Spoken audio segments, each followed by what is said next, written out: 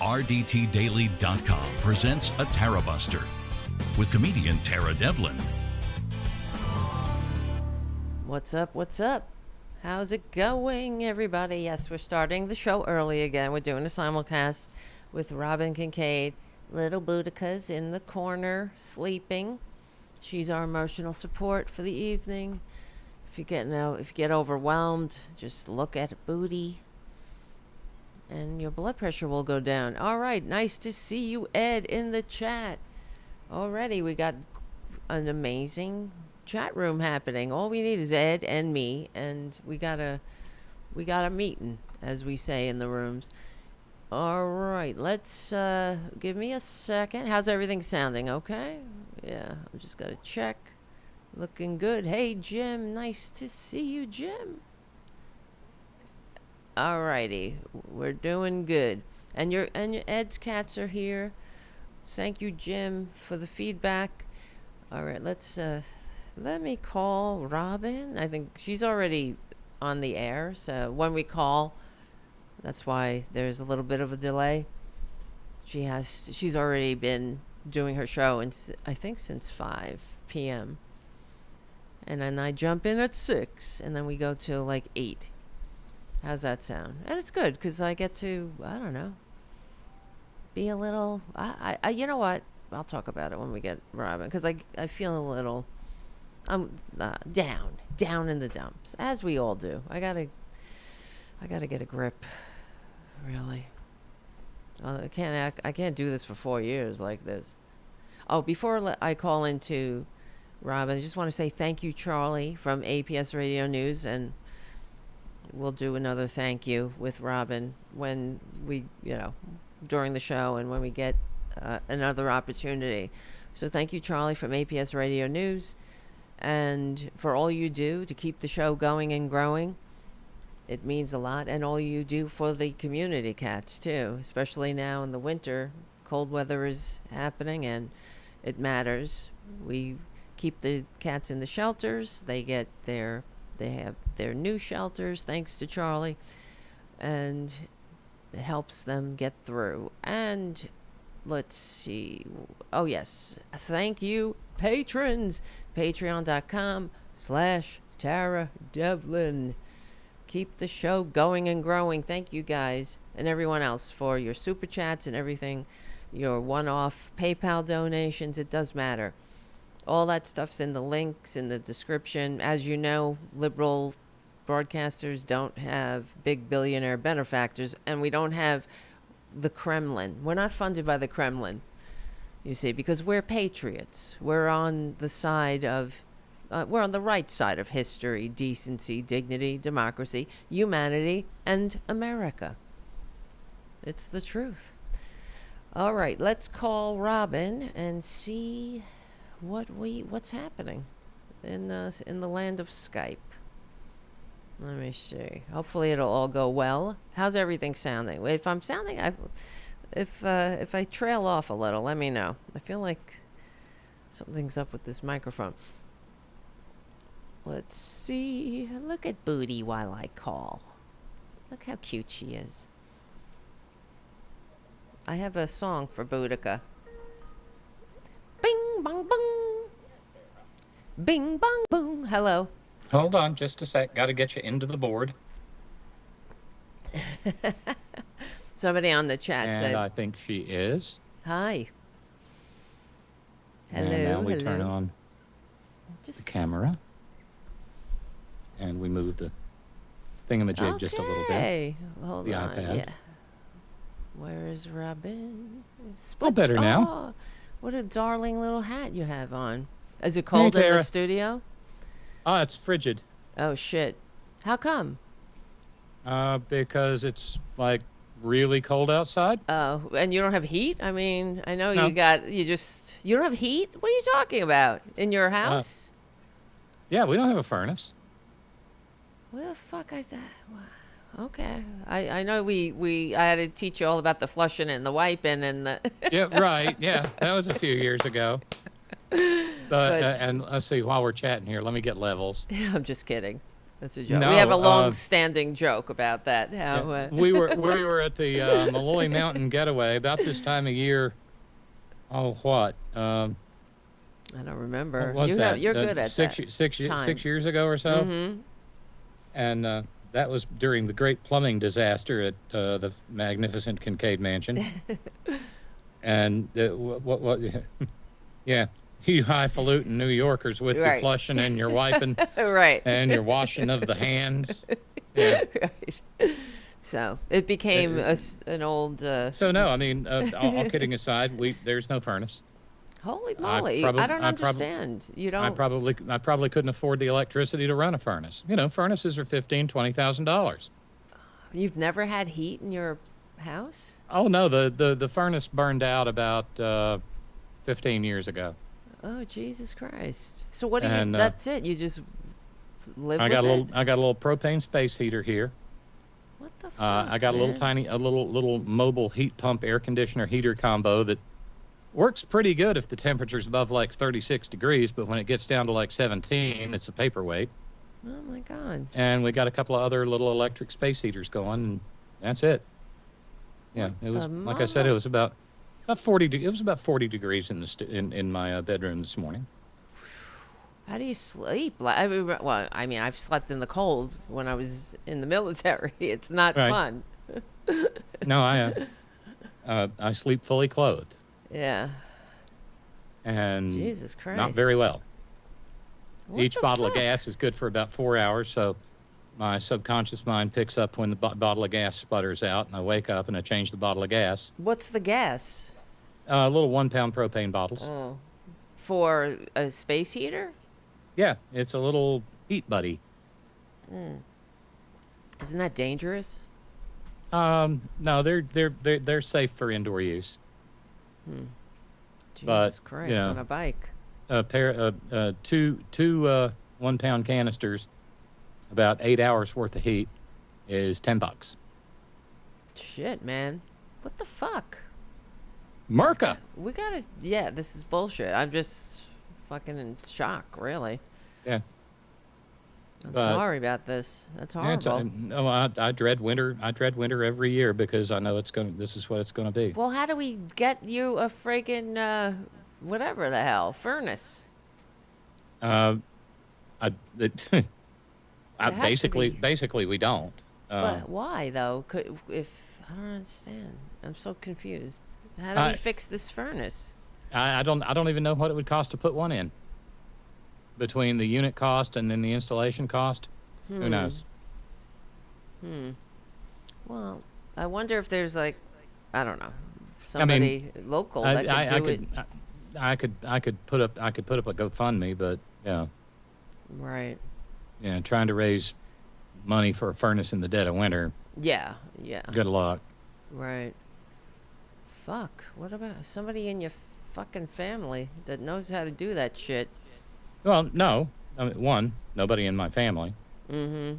Two, you just have to hire it done. Right. But, here we are. I'm sorry, Robyn. No, it's okay. Bring it it's up. Okay. Shit. It's okay.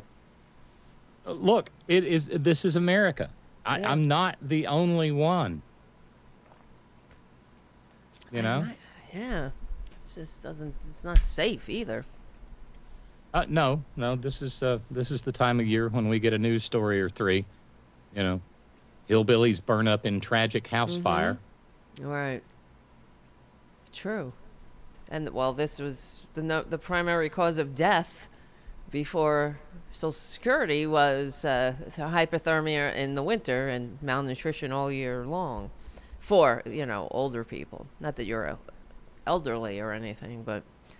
Do I qualify as elderly now? No, you're not elderly. I'm just saying that's, fucked up. Isn't there some fucking heat program? If that wouldn't, I mean, as much as. Well, yeah. I mean, there's it'll help you pay your bill, but it won't put a furnace in.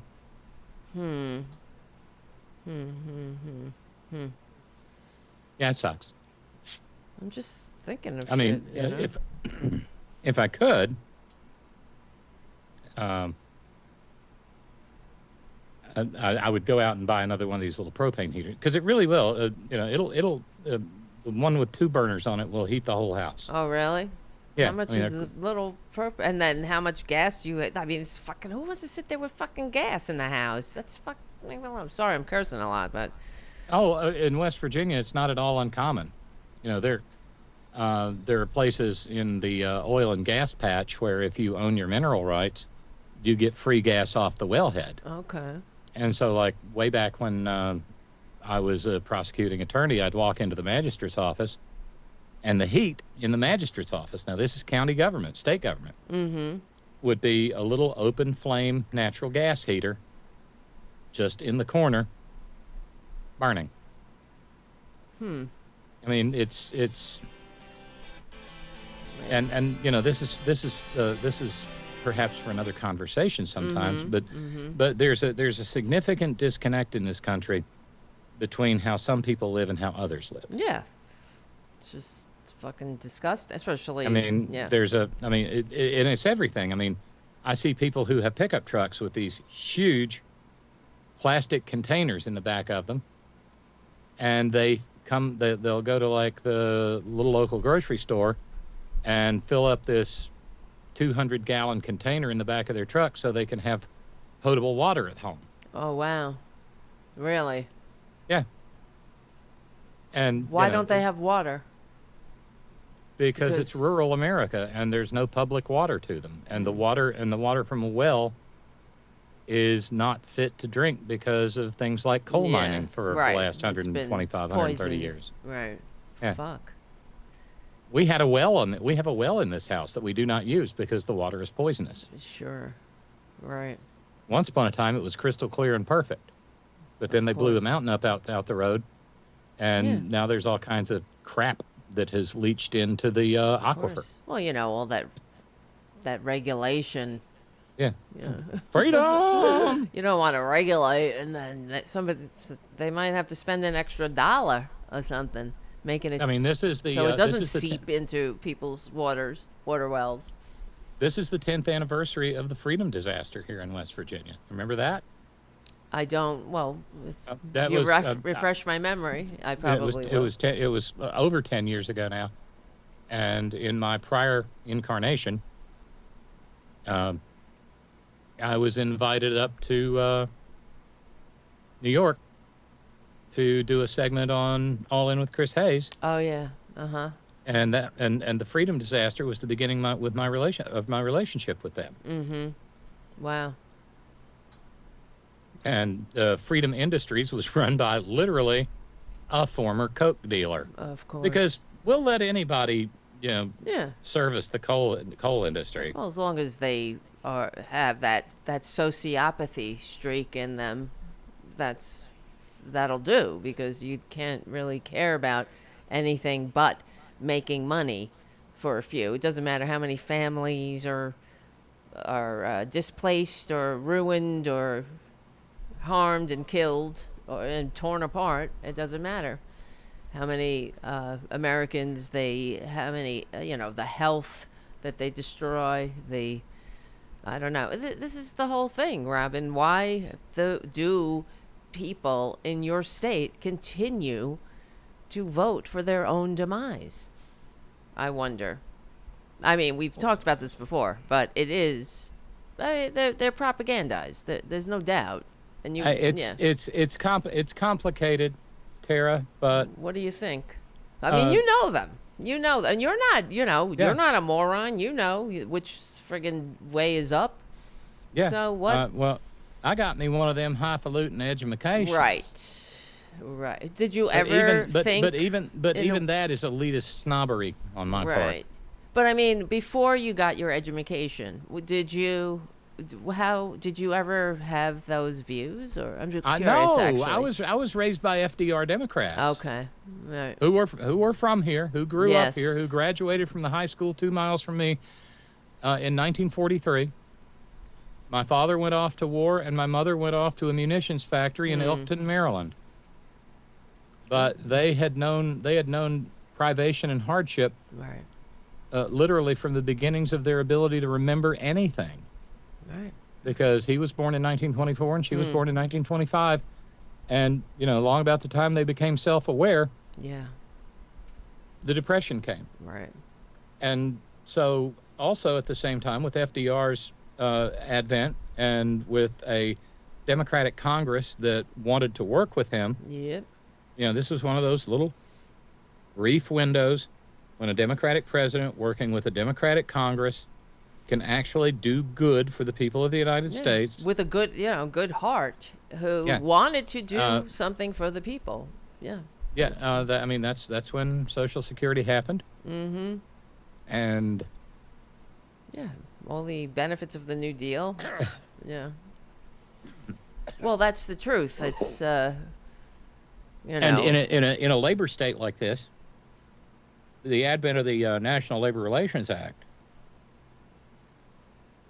changed everything because it made this state a union state, right, which made this state a democratic state, which in turn raised the standard of living and created a real live, no kidding middle class who voted Democrat for their entire lives, and this state only turned red once they died. Wow. And what happened? It must have been in, the same time as let's say the Telecommunications Act.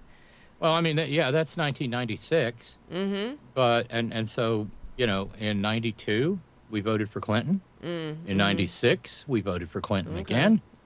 It takes a minute for it all to. We had a Democratic majority in both houses of our state house. We had a Democratic governor. All 5 seats in the what's constitutionally in this state called the Board of Public Works were Democrats.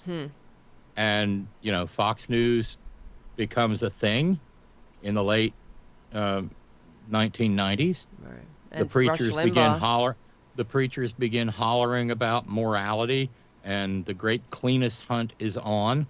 Yeah. And then in 2000, Charlton Heston comes to the Beckley, West Virginia National Guard Armory, holds a rifle in the air, and says, "You can have my guns when you pry them from my cold, dead fingers, you damn dirty apes."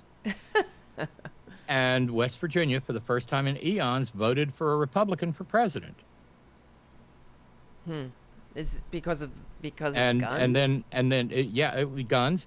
And also in that election, the Republicans circulated a flyer in only 2 states, West Virginia and Arkansas, that showed a dagger plunged through a Bible. Oh, God. And said that Al Gore is coming to get your Bible. Of course. Fucking fear mongering. And by that time, public education had gone to hell. Right. We have terrible education in this state. Of course. And any young person now who is smart enough so to do, upon graduating high school, if they're lucky enough, they go off to college somewhere else. Yeah. And they get the hell out. And they stay away from here, and they spend the rest of their lives pining for the hills of West Virginia. Because this place has an almost magnetic hold on people who are from here. But at this point in time, it's never going to get any better. Yeah. Well, if the people remain wedded to their chains, no. And divided by hate. That's about it. That's all we have. You remember the conniption that the then teabaggers had when Barack Obama said they cling to their guns and their Bibles? Yes. Yeah, he wasn't lying. Right. But they all have they clutch their pearls. And so they were so offended, and then because bless her heart, I voted for her. She would have been a great president, but Hillary Clinton had a real talent for saying things that came out the wrong way. In addition to the basket of deplorables. Oh, yeah. She said... she wasn't wrong. No, and she should never have apologized, but... No, but she should never have said it either. Well, she should... Well, what she never said... she did qualify it, and... Yeah, she said about 47% you put in the basket of deplorables. Yeah, but these are the Islamophobes, the homophobes, the racists. That's what she said. So, she did say... And all she had to do was. But she handed it to them on a silver Yeah, no, platter. I know, but all she had to do was like And then- what the Republicans do, and never back fucking down. But anyway, Yeah, go ahead. and then where Appalachia is concerned, she not only stuck her foot in her mouth with the deplorables comment, but she got the other one in there with it. She said, "What? I can't remember." When Yeah. she said, "Well, we're going to be putting a lot of coal miners out of work." Right. That's stupid. What a dumb, what a stupid thing. I mean, who the hell says it? Well, think of this though, right? This election. Again, she was talking about it in the context of a program to actually help displaced miners. Exactly, and get them clean energy jobs and jobs for the future. Exactly. But think about. But this is why it's such a. We're living in the worst timeline. As you know. Sorry, I had to check the heater. No, you're fine. The, man-child Musk in the campaign, who basically he's our president, man-child Musk, but he said numerous times how he's going to fire. Yeah, a lot of people going to get fired, and these maggots all applaud. Yeah, because I guess it's government jobs that are going to get fired. But do these people not understand that means them too? That's you. That's you. Yeah. It's not. Well, it's not like. And there's a downstream effect. Yeah. Exactly. I mean. Because when you get rid of the, when you get rid of the people who make government work, the ability to government to work for the people goes away too. Exactly. Victoria just reminded me of something. It was 1972, a Kurt Vonnegut novel, and I'm trying to remember which one it was. But in it, God bless you, Mr. Rosewater. I'm not sure. I've read them all, but I don't. But at one point he says that, jailbird. But he has his protagonist driving through West Virginia and says that he saw where they had blown away mountains and said, in less than 100 years, the people of West Virginia had entirely destroyed their state for heat. Thanks for the reminder, Victoria. And it's where we are. I mean, I've been associated with an organization for over 20 years now called Coal River Mountain Watch. And we have been a persistent thorn in the side of the coal industry, trying to hold them to account and eventually bring an end to the process called mountaintop removal that is so horrifying, not just for the environment of this state, but for the people of this state who live near it, and wind up with, well, as the saying goes, cancer is as common as the cold in the mountaintop in the mountaintop removal area. I don't know if you're going to remember this guy. Some of the, sports ball fans will. Randy Moss. He's second only to Jerry Rice in touchdown receptions in the NFL. He's in the Hall of Fame. He came out of a little town in the Kanawha Valley of West Virginia. Went to a high school called DuPont. Ring a bell? DuPont. And he's in his 40s. And I guess last Sunday he announced that he was dealing with an internal physical problem and said, guys, he addressed himself to men and said, you got to go out and get checked. Now, this guy grew up literally in the sacrifice zone in the Chemical Valley, and to the extent that he addressed himself to men, it means he's either got testicular cancer or prostate cancer. And testicular cancer strikes men, and it's not at all unusual. Testicular cancer strikes between like the age of 15 and 45. So, and that's just a high profile example of what happens here. I've lost so many friends to cancer. Wow. Because of the toxins that are blown into the air and put into the water all over southern West Virginia. But you ask, but it's not going to get any better, because there's no reason for young people to stay. There's no reason for an enlightened generation to stay. Right. And so that means that the only people who continue to go into government will be horrible people. The maggot cronies. Yep. Let me check in on a few emails. Yes, it was Breakfast of Champions. Thank you, Reverbo. It was. Right, I'm reading it. It says the surface of West Virginia, with its coal and trees and topsoil gone, was rearranging what was left of itself in conformity with the laws of gravity. It was collapsing into the holes which had been dug into it. Its mountains, which had once found it easy to stand by themselves, were sliding into the valleys now. The demolition of West Virginia had taken place with the approval of the executive, legislative, and judicial branches of the state government, which drew their power from the people. That's, yeah. And they Don't had matter destroyed if, yes. No, go ahead, sorry. and they had destroyed their state for heat. It says, then it says, when encountering an old miner, Trout hears the indifference this is Kilgore Trout. Right.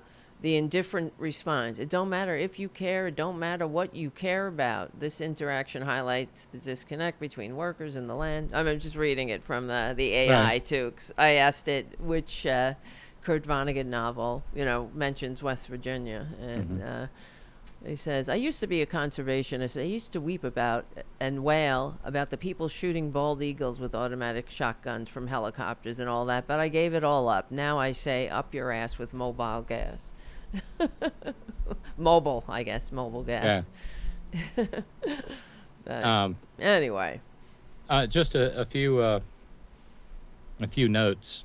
We were talking about Brian Thompson, the assassination there in Manhattan this morning. Yeah. Yep. I want to talk about that too, because did they figure out who did it? I badly want to get into U.S. v. Skermetti, which was argued at the Supreme Court today. Oh, God, yes. Which is going to have profound impacts, not just on I know. trans kids in Tennessee, but as they pointed out in the arguments today, could have disastrous effects for anybody who's trans in the United States. I know. And who are these fuckers? Right? It could trigger a mass exodus out of the United States for every person of transgender experience. It's incredible. Who is able to flee. One of the members of our community, our dear friend Haley in Arkansas, was terribly excited today because her passport arrived in the mail. So that means she can flee the country if she needs to. Well, it's like, first they came for the trans people, right? There we are. Exactly. And they've been coming for trans people. And, when I saw my brother over Thanksgiving, and I guess nibbling, they're called now, because my former niece, I guess, is non-binary. I don't know what to. They're not, And my brother's going to see them over Christmas, and he was I have to say I was very proud of my brother. He's not a dick about it, of course. And he's like, yeah, what are you going to do? And I said, all you got to do is be supportive. And he's like, yeah, that's what I'm going to do. So, and that's what you got to do. But he said, I'm just worried because it's a hard life. And I was like, yeah, it's only hard because the Republicans are making it hard. It doesn't have to be hard. What's harder is being something you're not. And so. And, I'll take a hard life over a non-life any day of the week. Right. That's a good one. Yeah. Apparently, just Brian Thompson had been getting threats. Billable Rick said, an NPR article contains the following snippet about the slain United Healthcare executive. Thompson graduated from the University of Iowa in 1990. What happened? Sneezing? What the hell happened?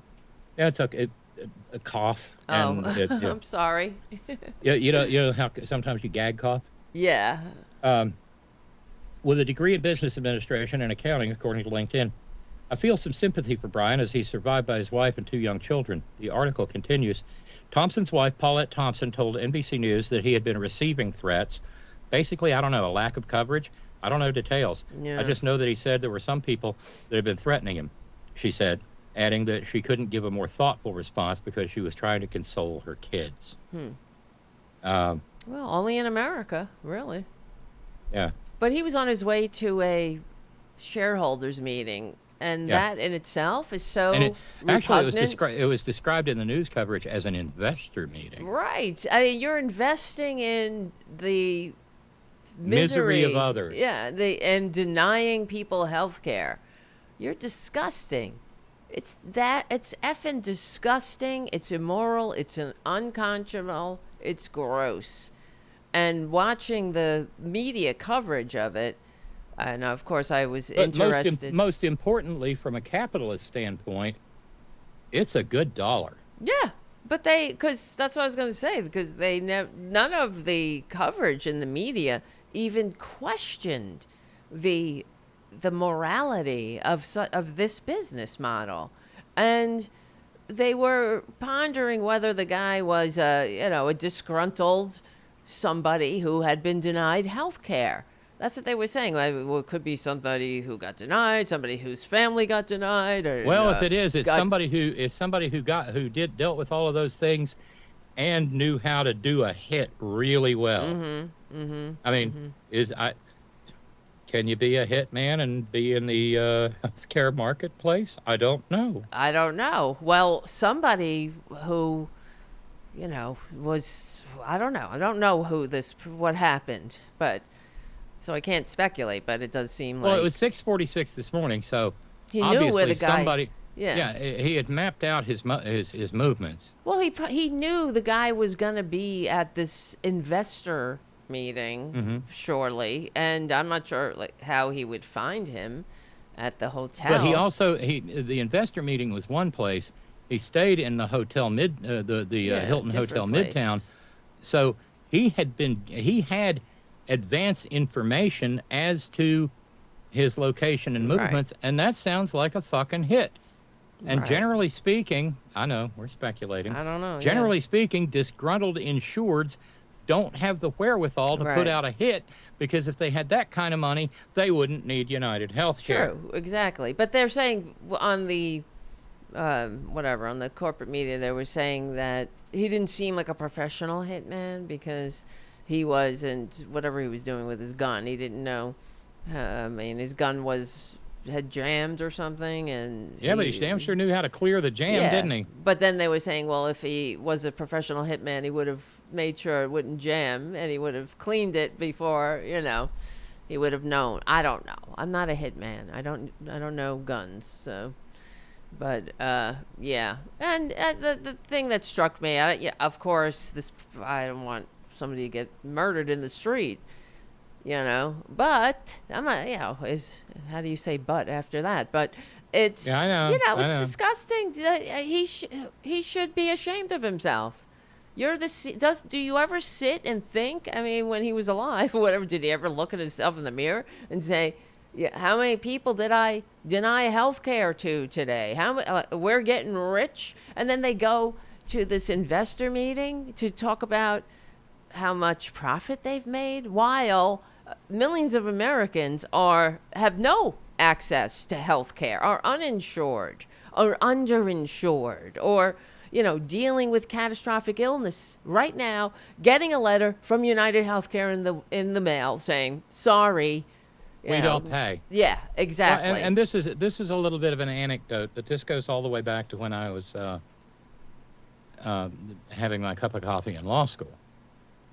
And the first year, our torts professor, a brilliant man, assigned certain people in the class to say a thing. They had a line. And one of them was, and he explained this on the first day, and he picked out a young woman in our class and said, every time I say insurance company says, your job is to stand up, because I know one day you will proudly work for an insurance company law firm. You stand up and you say, we don't pay. And so for the entire semester, every case that dealt with an insurance company abuse of its customers, you'd say, and the insurance company said, and she'd pop right up like a jack-in-the-box and say, we don't pay. Wow. And I mean, that's the nature of the insurance industry. The insurance industry did not become obscenely wealthy by paying claims. They became obscenely wealthy by denying That's claims. it. Of course. Yep. And Yeah, that's how they do it. These are all things that are on the table for the incoming 4-year hellstorm. Yes. I mean, I'm so old I can remember when pregnancy was listed by insurance companies as a disease. Wow. And a pre-existing condition. Mm-hmm. Well, that is the Republican answer, whatever their concepts of a plan might be for healthcare. It is to roll back the entire ACA. No, absolutely no regulations. That's where they want to go, and the only reason we have this problem is because of the unconscionable practices of the insurance racket. These assholes. This is what I can't stand about Republicans in general, besides everything else, because they are like infants. They have a very infantile way of looking at the world. Like, we want our pre-existing conditions protections, but you don't want anything. You don't want the responsibilities that come with it, right? They like the pre-existing conditions protection because you notice when the ACA was passed, they all finally, wait. Now you're going to take my pre-existing conditions protections away? What the hell did the Republicans do for generations while 35,000 Americans needlessly died every year? Yes. Because they couldn't afford health care and millions went bankrupt before the ACA. What did they do? Nothing. In fact, they did worse than nothing. They stood by and they did worse than standing by. They tried to prevent any way that would ease this burden off the American people's back. And the whole world figured this out decades ago. Of course, we're left behind. And I think that eventually we will get universal health care. I don't know if it's in my lifetime now because of these maggots, but well, it ain't going to happen in the next 4 years. No, it ain't. No, it ain't. I think a lot of things have to change. And let me shift gears here for just a second, please, because I do want to go back to the Supreme Court argument today because it is so important. When the argument started today, the first person right out of the gate after Solicitor General Preligar, or maybe it's Prelogar, that's what Chief Justice Roberts called her today. But as soon as she was done, lo and behold, the first voice out of the gate was Clarence Pubes on the Coke can Fappy Thomas. And I thought about the irony. I was so hoping that President Biden would get a chance to replace either him or Alito or both in these 4 years, but apparently neither of them ate enough fried food. But whatever it was, I reflected upon the irony of the fact that now, I mean, you want to feel really gross, you want to feel like you need to shower in bleach, Tara. Now, I'm in the unenviable position, we all are, of hoping those fuckers live all the way to January 2029. Because if either or both of them retire or kick the bucket, then some, then Nitwit Nero will nominate some 12-year-old who's been approved by the Federalist Society. It'll be who will be on the bench for 90 fucking years. Yep, and the Democrats will fucking because of bipartisan, they'll confirm them. Whoever it is, they'll help. I don't think so. I hope you're right. I just think it used to be that until Moscow Mitch blew up the Supreme Court filibuster, that you had to have 60 votes to get a Supreme Court justice across. Now it's just 50. Oh, okay. I was in the false notion they needed 60. No. That's how we got The Handmaid. That's how we got Beer Boop and Brat. That's how we got Gorsuch. And so we don't want or need that. it was disastrous. It would be disastrous for either Fappy or Sammy Bad Breath to meet some sort of untimely end. And meanwhile, we have to worry about Sonia Sotomayor. I hate to be a bitch about it, but we do. She's the oldest of our side of the justices, and getting to turn it into a 7-2 majority. Oh, Jesus Christ, I can't even think about it. But I kind of want to let me share a couple of things. Sylvie, I'm so sorry. Well, says Sylvie, I dropped another level. As my remaining kidney function decreases, I'm looking at the end. What? Let me tell you, if I go before that orange bastard does, I will die furious. That son of a bitch was born before I was, but God damn it, I want to live at least a few days without that vulgar talking yam on earth. Oh, God. I'll go into that good night pissed off forever. Sylvie, dear, fight as hard as you can. That's very selfish of me, but we love you, and I for one need your voice, and I need your snark, and I need your shameless punning, and I'm so sorry to hear that happened. Sorry, and Sylvie. Cynthia in the Bay Area said, sent me a link to a CNN piece of video with regard to today's hearing. I said, these kids are so well-spoken and make me proud, and yet this is heartrending and maddening as hell, as I know what they're feeling and going through in the face of absolute stupidity, bigotry, and hate. Is it any wonder I scream my lungs out so much of the time these days? And with that having been said, let me bring up let's go to the audio here. A transgender 10-year-old talks about how she, at 10 years old, is afraid of being murdered because she's trans. Oh, my God. Hopefully there's no ad, but... Yeah, there's an ad. Oh, I see. On the link. Yeah.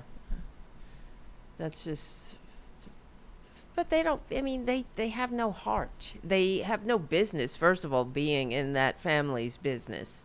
And that family traveled all the way from Arizona to be on the steps of the Supreme Court today, just in support of their trans siblings in Tennessee who are fighting for their very lives. Yeah, I mean, who the hell is Brett Kavanaugh? Uncle Clarence. We'll get to all of this, because like I said, I was there for I paid attention to every blessed second. Here, let's roll the audio. Group of trans kids talking to someone from Chicken Noodle News. What concerns have you had about speaking out? That I'm gonna be like murdered. Like one day I'm gonna be walking down the street and somebody's gonna come up and like shoot me or something. That's a really scary thing to be worrying about at 10 years old. Yeah, that should not be. Thanks, Republicans. Yeah, hold on, I screwed that up. I just wanted to make sure that the audio that's what Republicans Michelle, want. what's going through your mind as you hear your daughter say this? It's just hard to hear her say that. And she asked me three questions after she heard who won the election. Ugh. Are we gonna have to move? Are they gonna take me away from you? Jesus Christ.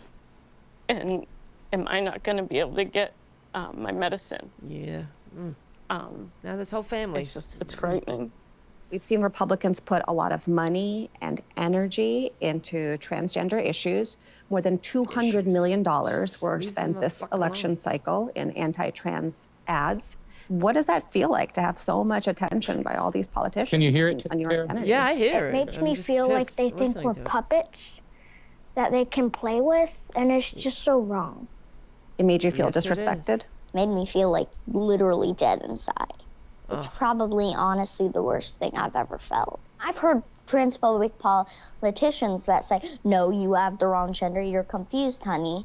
Now, myself is a fact, not an opinion. Right. And they don't get to decide that for me. I get to Wow. decide that for myself. The Supreme Court is taking on a Tennessee law that is banning gender-affirming care for minors. So Motherfuckers. this is things like hormones, puberty blockers. Roughly 24 states have passed restrictions on gender-affirming care. It's clearly a big political issue, but I want to understand what gender-affirming care means for you. Why is this something that's important for your family? I don't know what kind of care my kids are going to need in the future, but I also believe in body autonomy and parental rights. And so my kids deserve access to the same life-saving care that other cisgender kids are receiving without politicians interfering. No. You want the choice? Yes. I think if politicians really were in it for the kids' sake, then they would take the time and listen to what they have to say. That's I think that they would focus on real things like climate change instead of using our identities as a pawn just to get votes or just to stay in an office. Me and my family have spent a lot of our time going back and forth to our state capital in Arizona. The amount of times I've been disrespected, misgendered, dismissed just because of how young I am by these people who want to protect me. So all of you have traveled a very long way from Arizona on your own dime, taking time off work, taking time off school to be here for this Supreme Court case that's taking up transgender rights. Why did you feel it was important to be here in DC and have your voices heard? Oftentimes, our lives get turned into numbers and trauma stories with no name and no face. Our existence is so beyond that. I play the guitar. I am in my school's March for Our Lives club and our Spanish club, right? Like, I live this very full and vibrant life. When politicians focus on turning us into numbers, a lot of the times they've never met trans people. They don't know trans people. They don't take the time to introduce themselves to trans people. The first time Daniel ever lobbied, he was 9 years old. And he's going to be 18 next August, 2 months after this ruling. And so he will have spent a majority of his life defending his existence. And so I just want Daniel and Violet and Dylan to live in a world that just lets them be. Yes. And in a world where they can be safe. I really worry that the rhetoric has gotten so bad.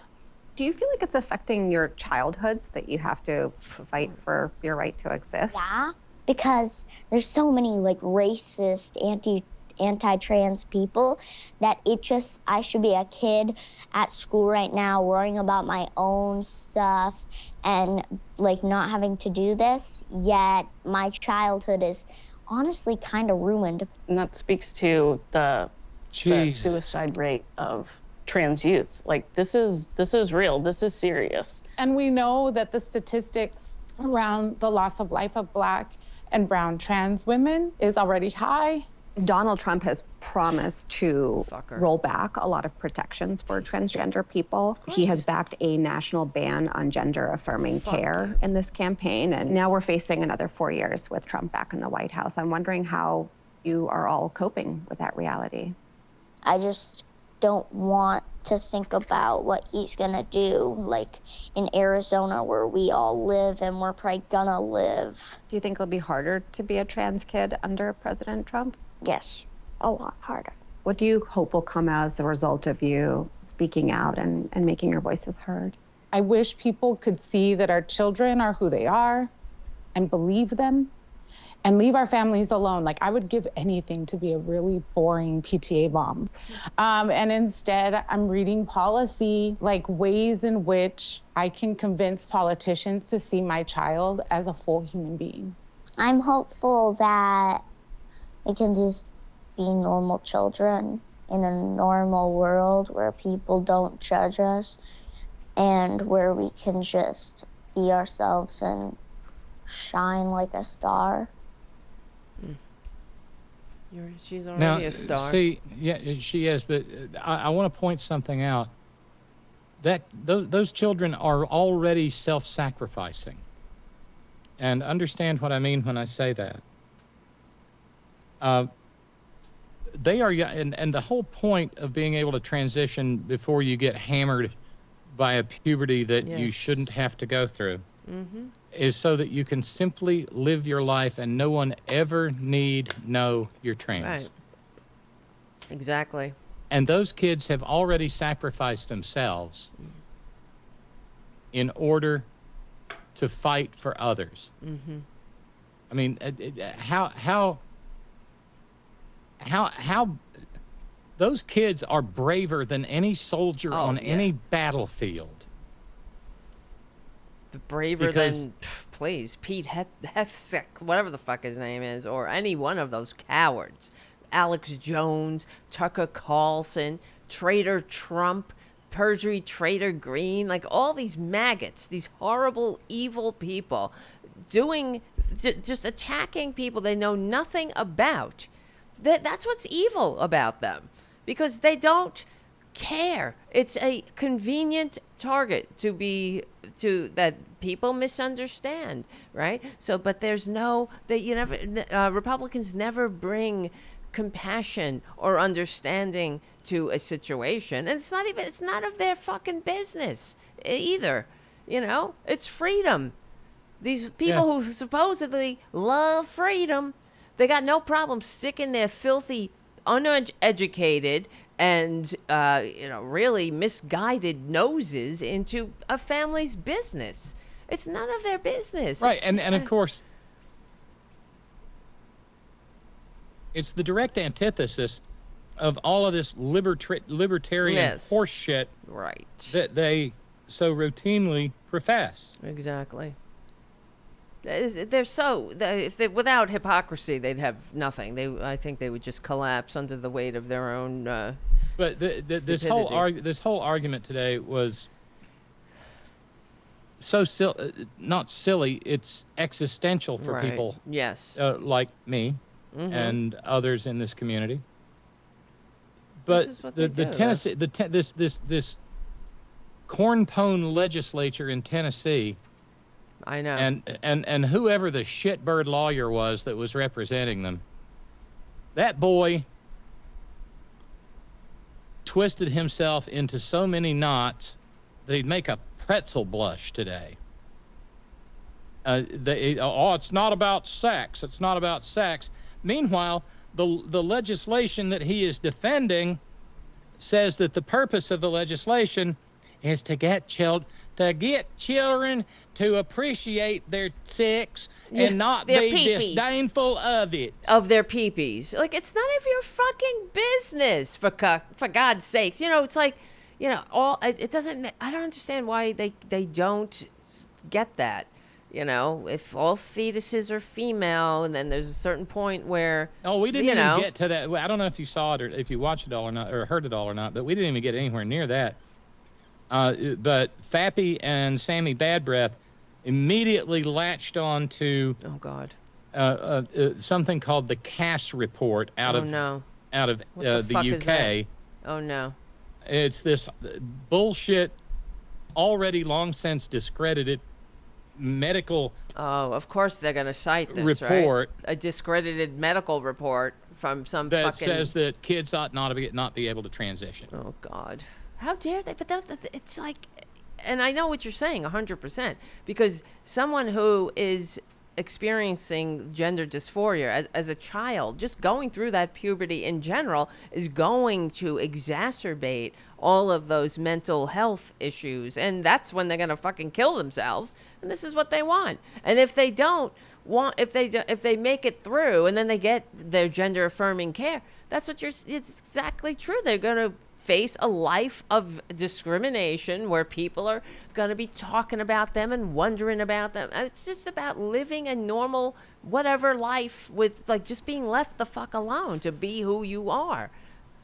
I don't know. But there were inspiring moments.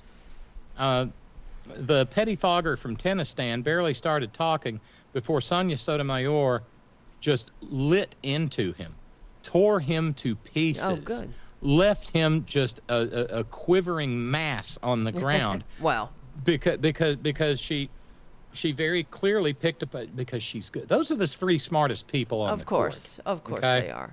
Yes, they're not. They're not hacks. And she just made a wreck of every argument that he had.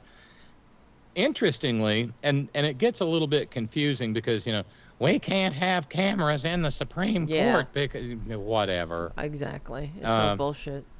they had to be dragged kicking and screaming to broadcast audio. Exactly. It's but they're the kings of America, right? Not only Justice Jackson, but the handmaid too, both made reference to the fact, what's the difference between this and Virginia's miscegenation statutes, where, you know, you couldn't get married on account of the race you were born as. And it was brilliant because they shot, I mean, that was aimed right at Clarence Thomas. In fact, when the Tennessee pettifogger had to take a run at it, he had to flip his analogy and say, well, you know, if a white man wants to marry an African-American woman, because he couldn't say if an African-American man marries a white woman. Right.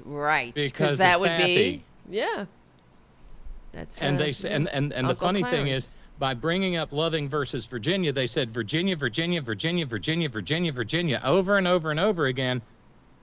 What's Thappy's white wife's name? Jenny. Virginia. Virginia. And just little bits and pieces that I picked out along the way. As in the first round of questioning, after the Solicitor General had completed her work, her statement, old Balls and Strikes Roberts called on each justice by name and said, Justice Gorsuch, Justice Thomas, oh shit, Justice Alito, until he got to one justice and said, Mrs. Jackson. Mrs. Jackson? What the fuck? That's Justice Jackson. I swear he said it. I heard it. I wasn't casually listening. I didn't just get it in one ear. How dare he? He can't even bring himself to say Justice Jackson because he's such a piece. He did well, later. Racism is over, so I guess. Yeah, well, you know, he's the guy who said that. But I caught that, and it's like, wow. It had to be a slip. Why would he do? I mean, but then again, this is to show you. That's. But then again, this is the guy who fucked up Barack Obama's oath of office. Right. It's slippage. Remember? Yes. What did exactly? I remember something. He. That's why they had to do it again, right? Because he just to make it just so it stuck. Because the maggots at the time, who were called teabaggers, they would say that he wasn't legitimate, even though they were saying that anyway. He took the oath on the Quran. I saw with, I just can't stand them. I saw something about Harris taking her senator oath on, she couldn't touch the Bible directly because she had, there was like a little thin something on top, but it ended up to be her like it was something like that was dear to her, but it wasn't it had but they're saying, oh, that's because the devil can't touch a Bible, and anyway, whatever. That's a whole that's a whole other conversation, but Cynthia just wrote in again and said, tell me those kids aren't well spoken and impressive as hell. They're discussing this issue far better than I can. I'm so impressed by them, even as I cry for them. I know. Those poor kids. And it's heartbreaking. It's absolutely heartbreaking that this is something that they have to think about. Their own existence. And that's what I always think with this country. You know, like how sick we are here. And all they have, the Republicans, all they do is divide people all the time. Just put wedges, just drive wedges between the American people. And what a different world would it be if people were just compassionate, you know? Like, I don't go sticking my nose into their 19 kids and counting. You know what I mean? I don't get it. And you know what? Nobody's picketing outside a home if a kid gets a gallbladder out. Right. I mean, one of the things about living here where I live is that, you know, generally speaking, kids don't have what are called cholecystectomies, gallbladder removal. Okay. But because of all the poisons we consume here, lots of kids, mine own included, wow, had to have their gallbladders out as children. That's crazy. Because they had gone into cholecystitis. a couple of more emails. Kim in New York says, bless these parents who love and support their children unconditionally. Exactly. It's so heartwarming. And at the same time, Kim, so heartbreaking. Right. They have to go out and fight for their kids just to be normal kids. Exactly. You know, the one little girl who started speaking by saying how she's afraid she'll be murdered. She just looks like a little girl in her Sunday best. Well, that won't do. You know, her pee-pee must be whatever the fuck. It's got to be whatever Persian Trader Green thinks. She has to learn to celebrate her birth, sex organ, celebrate. Leave people the fuck alone, What is there, a party hat involved? Exactly. Fucking A. Leave people alone. They don't leave it to the family. The family knows best. The parents would know what their child what help they need, you know? Like, I hate the fact that these maggots take their little brats hunting. You know what I mean? That to me is vile and disgusting. But you know, you don't see liberals passing laws against that, all right? Well, why don't you take them to a fucking animal shelter and teach them not to kill, all right? But anyway. Well, that's a sport. Right. Don't you understand? But That's you a see sport. what I'm saying? Like, we don't you give the deer a 30-06 and the man a 30-06 and they blast away at each other. What a sport. No. Where's the sport? Exactly. Yeah. But you know, to delve even deeper, again, these are parents. I mean, they get so worked up about the drag queens. Oh God. Yeah. And yet these are the same parents who will take their children to an auditorium and let them watch men in spandex panties simulate beating the fuck out of each other. And that's America. What is that? Wrestling. Oh, okay. True. Yeah. Roided up men in spandex panties beating the shit out of each other. Right. You're right. You're absolutely right. It's very fucked up. It's a very fucked up country, you know, instead of just leaving people the fuck alone. But it reminds me, I saw this, I'll never forget, this woman who was talking about her church. She was a big church goer, and she was very involved in the church, and she had a child, and as the child started to grow and be able to vocalize, you know, its identity, and it started saying, well, you know, I'm a little girl.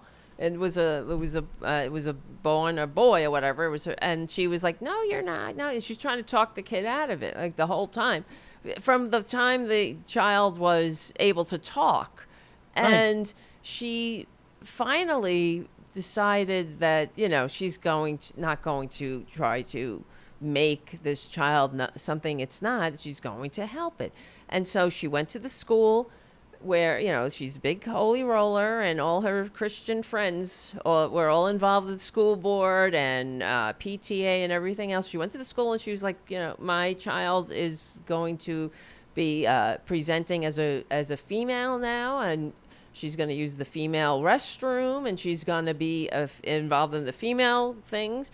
And they fucking fought her tooth and nail. Sure. And she said that, and she had to go and speak in front of, you know, whatever, at the parents' meeting, and she couldn't believe it. That all her friends, all of a sudden, all her holy roller friends abandoned her. She had no friends. No one came to her side. No one stood by her, and they all, phone stopped ringing. And what she said was that they left me on the battlefield. I never forget it. And I talk about it on the show because she said, I'm fighting for my child's life, and they left me on the battlefield. And that is like so unbelievable. I mean, it's tearing me up because they will leave you on the battlefield every fucking time.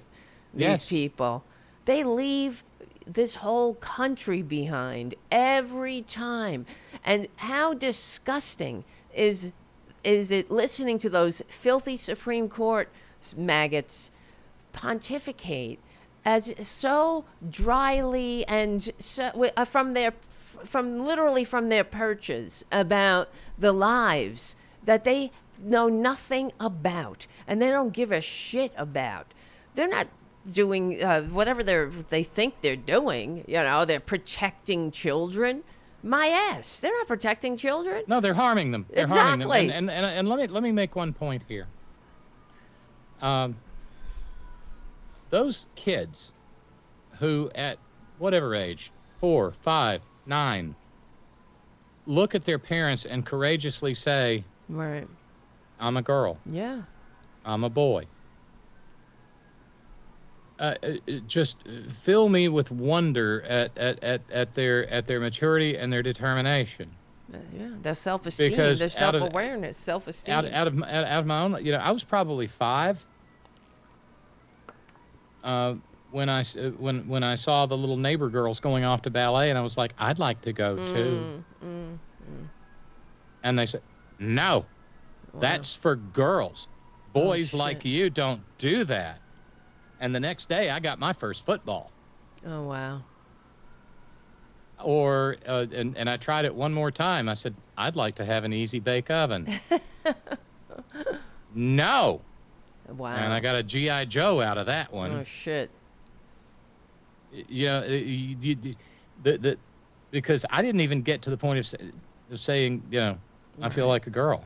Right. Yeah. Because you knew it was like a closed conversation. It would have been bad. It would have been very, very bad.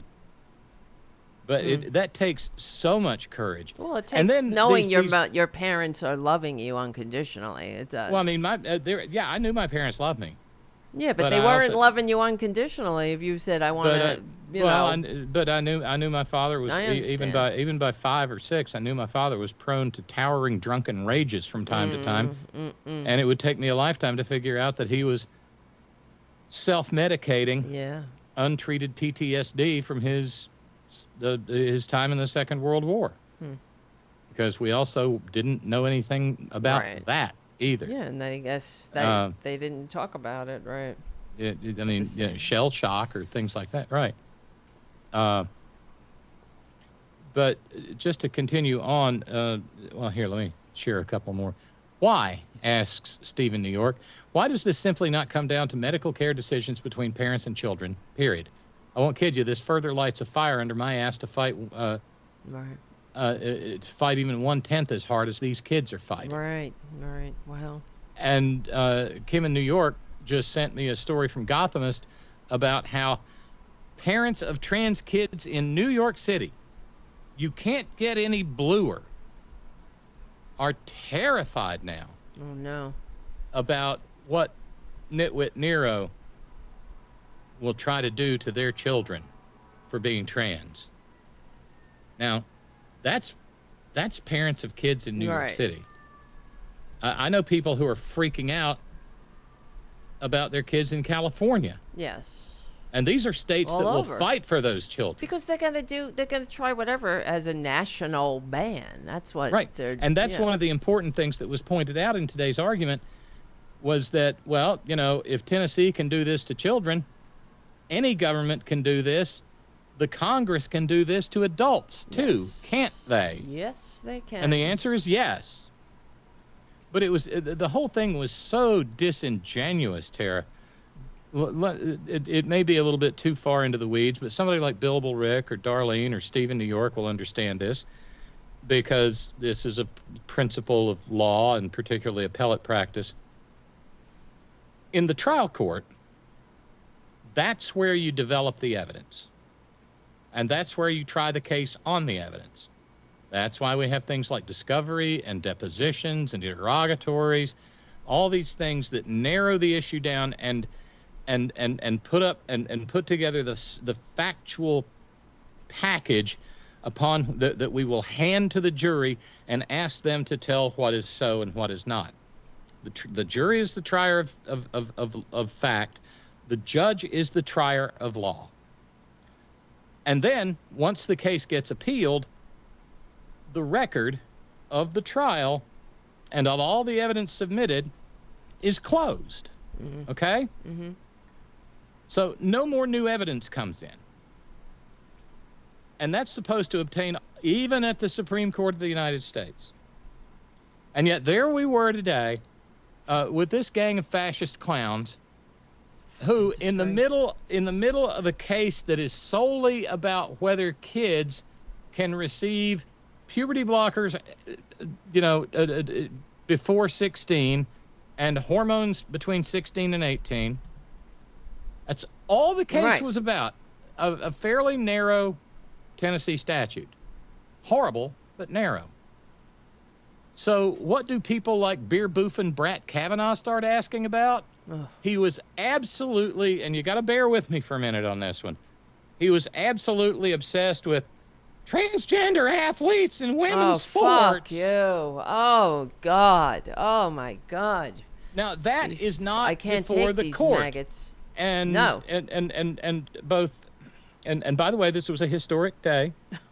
For the first time, an open-out trans person argued before the Supreme Court. Oh, wow. Chase Strangio, a trans man from the American Civil Liberties Union. He held his own very well. Nice. But they studiously did not once refer to him as Mr. Are you kidding me?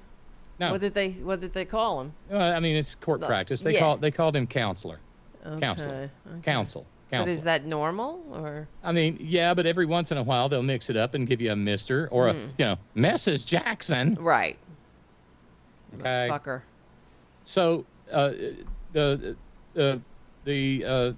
Solicitor General and Chase Strangio both said, well, Mr. Justice Kavanaugh, that's not part of the record before this here court. Yeah. So what? We're the only fuck? here.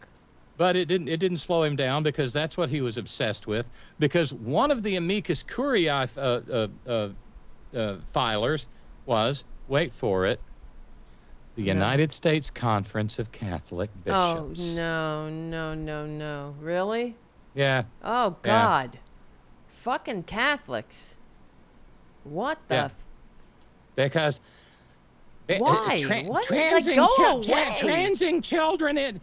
Transing children goes against God's plan for creation. Go away. Yeah, that's God's plan. Male and female created he them. Right, except that's not really the case. And as we learn more about the human experience, we know that it's not the case. There's this Klinefelter syndrome, XXY, XYY, triple X syndrome, Turner syndrome. And never mind the fact that the Y chromosome is an evolutionary failure. It's literally a broken copy of an X chromosome. Right. Well, I mean, that allows the body to deviate from evolutionary norms. It's like so ridiculous, But like I said, I want to work through this, because this is kind of important, and it shows the hypocrisy of the court. So beer boofing Brett Kavanaugh with his formerly of his buddies Squee and Queef, or whatever their names were. Squiggy and Miggy and Lenny and Squiggy, Curly Boofing Boffin and his calendars, his fucking calendars, Larry and Shemp, right? Piece of dirt. Oh, I hate these people. He goes blathering on about this trans people and again, I want to really shine a light on this and drill down on it. Trans athletes in women's sports. Probably was on some right-wing radio station he was listening to. When the number of trans kids in playing girls' sports in high school in America is probably no more than 2 dozen. Yeah, it's not a thing. But in the state of Michigan alone, if a trans kid wants to play sports, and I mentioned Michigan because a good journalist there actually did the digging and came up with the data. If a trans kid wants to play girls' sports, a trans girl wants to play girls' sports in Michigan, they have to jump through copious flaming barbed wire hoops to prove that they're really, really trans enough. Wow. To be girl enough to play. It's so ridiculous. It's unbelievable. So fucking shame on all of these people. Yeah, there's 2 in Michigan, but also in Michigan, there are 168 168 cis girls Right. who are playing boys football. Yes. That's And a lot of lacrosse. lesbians coming up. Good And going. wrestling, yeah. And wrestling. You keep going, girls. And soccer. Yeah. Yeah. And they don't have to jump through any hoops. Oh, no. They don't have to prove anything about their they're biology. So full of Nothing. Shit. It's just it's an assault on a targeted minority group. Nobody worries about trans boys in boys sport, transgender athletes in boys sports. Right. Because the bigotry of that just says that, well, a trans boy will just get the shit kicked out of him. Exactly. By the rail boys. It's all misogyny. That's the truth. But you know, this is a Ginsu commercial. But wait, there's more. Because while Brett Kavanaugh was up there barking and grunting, something occurred to me. Because it's a fairly recent vintage. Last month, Tara, the state of West Virginia, my beloved West Virginia, having wasted probably hundreds of thousands of dollars trying to keep a little trans girl in high school from running track, they passed a law, Saving Women's Sports Act in West Virginia. Oh, no. Right. And it was enjoined at the district court level, the federal district court level. And then the Fourth United States Circuit Court of Appeals said, fuck off. Good. In Richmond. Go away, you little pill rolling punk, to Patty Morrissey, who will soon be the governor of this state. And sent the state of West Virginia packing. Well, they then, Tara, went to the Supreme Court and said, please let us in. Please hear our appeal so that we can save women's sports for women. Oh, my God. And the majority of those 9 said, fuck off, West Virginia. We don't want to hear the case. Now, that was a trans girls in women's sports case. Pure and simple. The Fourth United States Circuit Court of Appeals said, sorry, this is unconstitutional as fuck. Get out of here. And then the same Supreme Court that Brett Kavanaugh sits on, at least 5 members of that court said, we don't want to hear it. This case has no merit. So the fact that there are 5 justices who said that tells me that we may have 5 justices who will tell Tennessee to fuck off, too. Well, I hope so. Just by way of a guess. Wow.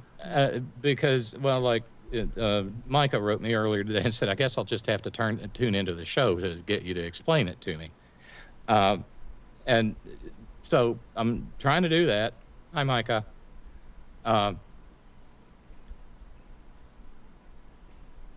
We've obviously got Kagan, Sotomayor, and Jackson. Okay?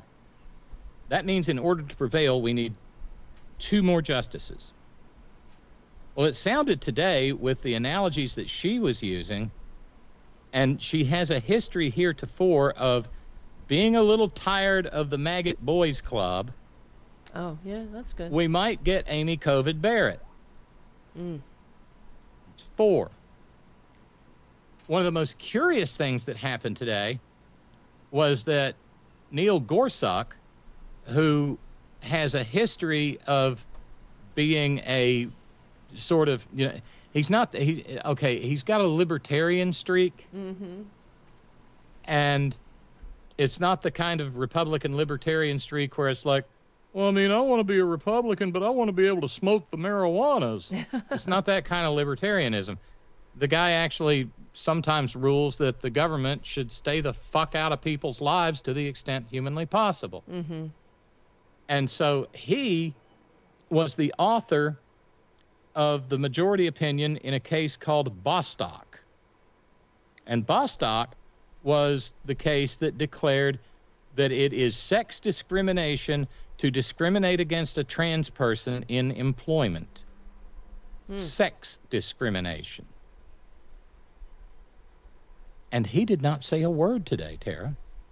Not a word. What do you mean? I mean, he didn't ask any questions from the bench.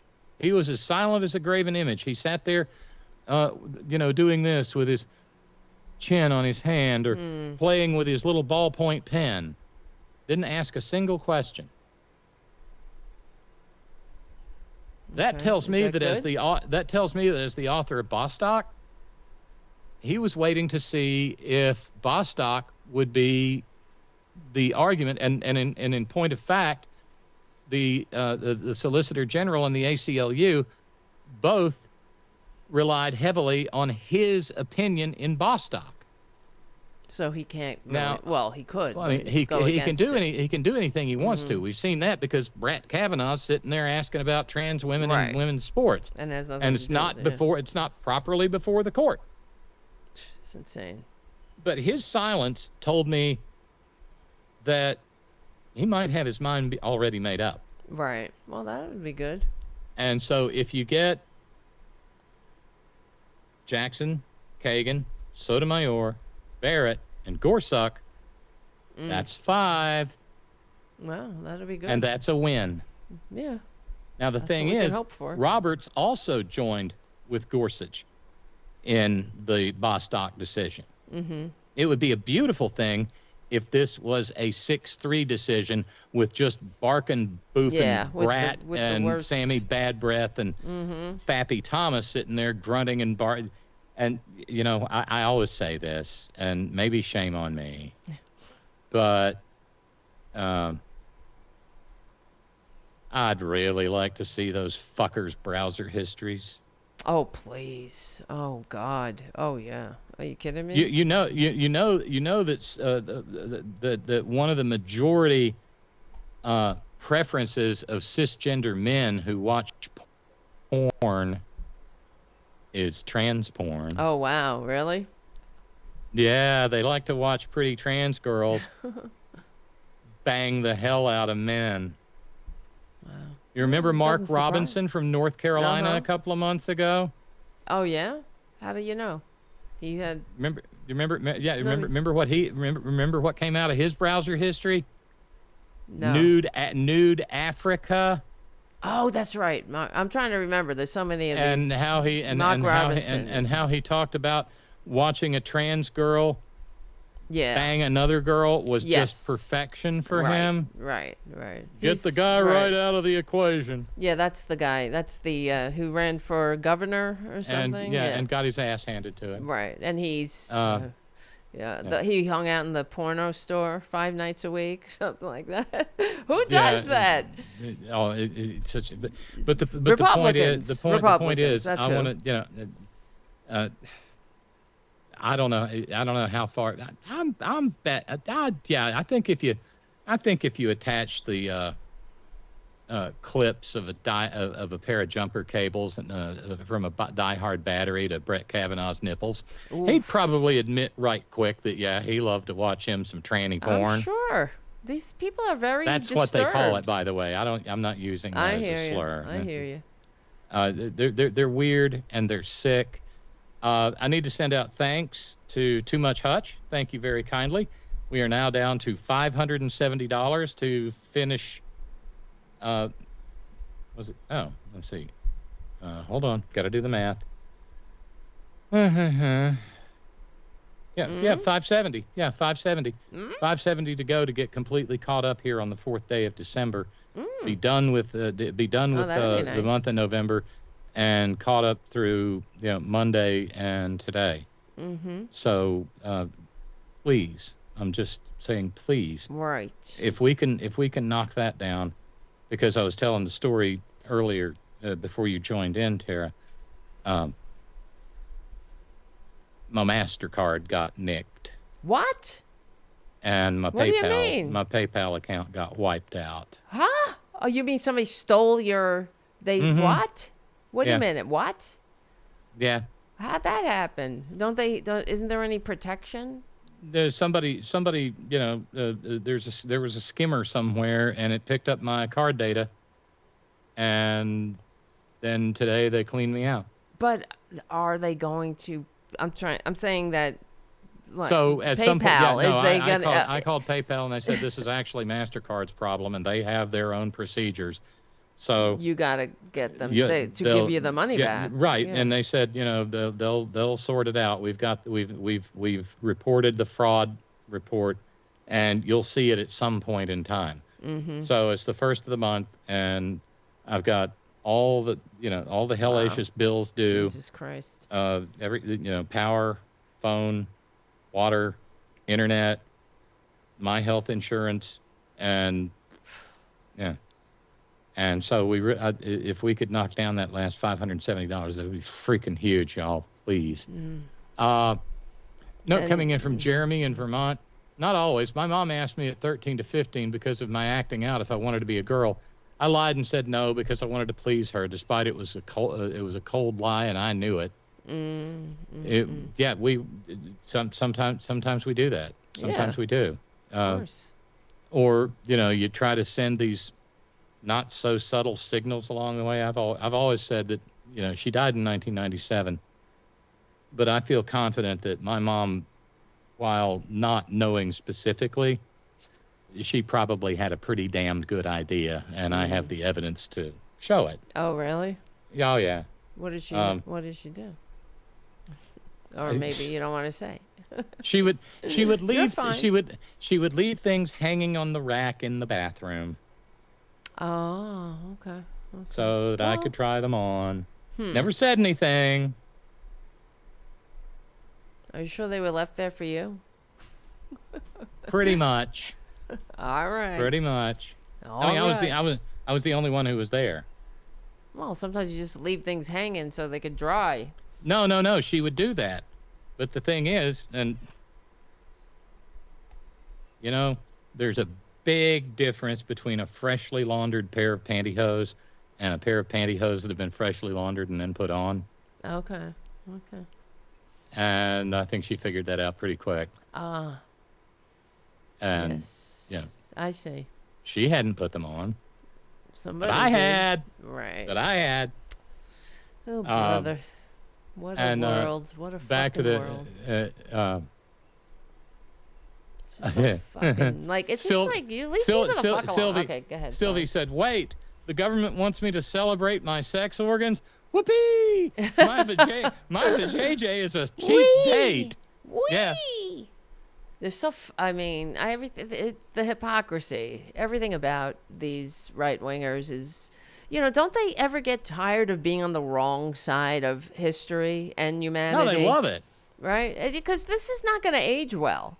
Everything that those maggot justices talked about from the bench is not going to age well. Future generations are going to look at it, they're going to hear it, and they're going to be appalled. It's going to be a blight on them, but they don't care. They'll be dead. So, but it's really true, though. We know that. Do they think they're the heroes? Really? Yeah. Well, they're protecting America's decent Christian heritage from the queers. Please. Because all the queers are going to hell. Well, it really reminds me, in general, it never stops, because before trans people, it was just regular old gay people, constantly being attacked from at the Supreme Court and everywhere else. Marriage is a pact between a man and a woman, an opposite pee-pee. Yeah, until it's not. Right. And I always remember watching George W. Bush call a press conference in the Rose Garden in the middle of the day to announce that they were going to go for a constitutional amendment making marriage a sacred contract or bond between a man and a fucking woman. Exactly. And I remember thinking, wow, it really does suck being a second-class citizen. And and that's why even then I always thought people who voted Republican were, I took it personally, basically. But even if I wasn't gay, though, it's just so, come on.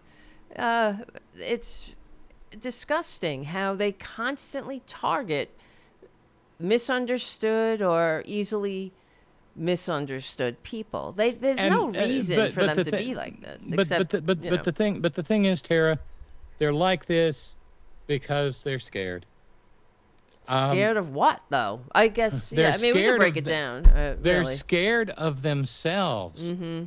They need oh, yes, you're right. They have impure thoughts. Yes, right. Unclean feelings. Because of their again, J.D. Vance. True. In his stupid book. Right. But it doesn't, it's like... Uncomfortable with gender norms. Right. But they're the ones making it like to this. Boys. Like, who cares? So be attracted to boys. And that's the thing with, being gay. It doesn't seem to really, nobody cares. Young people don't care. It's the same thing with being trans. Young people do not care about this shit. And maybe they do in West Virginia. I don't know. But most young people are like, who cares? Like, be yourself. Be whatever the fuck you are. And that day is coming. And the Republicans, it's like they're holding on to an archaic ideology. And, by the time they let go, we'll have claw marks on it. But we'll, they're never going to win. It's just who they're going to kill and harm before, they're standing on the beach commanding the tide not to come in. Exactly. But they're perfectly willing to stand there and get soaked. Yes. And it says they have to milk their hate for all it's worth, all its political, whatever, the political points they get by dividing people, by attacking the targeted minority group du jour. Who will be next, I wonder, after trans people lose their the bang for the buck, right? Because that's the only reason. That is the reason, that they've chosen to land their hate on trans people. Because trans people have always been here. It's not like, it's always been LGBT, But all of a sudden, there's over 700 bills introduced in 2024 targeting trans people. 700. And all over the country. And many passed. It was a person in drag who picked up the first brick at Stonewall. Mm-hmm. And then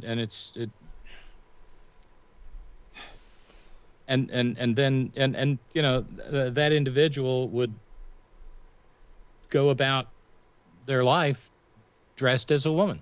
Mm-hmm. But I mean, there were so many enlightening little moments, and it was The Handmaid. It was during her questioning earlier today when Chase Strangio said, this country has a history of coming up with criminal laws to deal with people who don't dress according to what they're expected to dress. Wow. And that cross-dressers and transvestites have been arrested in the past. And The Handmaid, God, the privilege to even say this, said, really? Really? I had never heard about that. What? And God, I wanted Chase Strangio. Oh, Jesus, I wanted Chase Strangio to say, yes, Madam Justice, I'll warrant you're probably wearing pants right now. And in this city, 75 years ago, a woman dressed as you are now could be fucking arrested for wearing pants. Really? I'm only a Supreme Court justice. I'm glad you brought that up because I had never heard that before. Wow. What a dumb. But we may have gotten her in that moment. Yeah. But then, Sammy Bad Breath was playing sophistry games with Chase Strangio and got him, damn it, to admit that what they call desisters, which we call detransers. Oh, okay. Indicate that transness is not an immutable characteristic. Whatever. Because the immutability issue is a big deal in the legal analysis. But here's the deal. Again, I really appreciated the work done by the Solicitor General and Chase Strangio today. And God, I can't imagine the terror and the nerves that, I don't know how you don't just lean over and go, and yak from the sheer terror of it. But there are just things that I wish had been said. Because there was this digression on the possibility of medical harm from off-label uses. Like what off-label uses? Okay, let me show you something. Can you see that? Uh-huh. Estradiol valerate injection. That's my estrogen. That is the medicine that keeps me alive. I'm using it in an off-label manner. Oh, okay.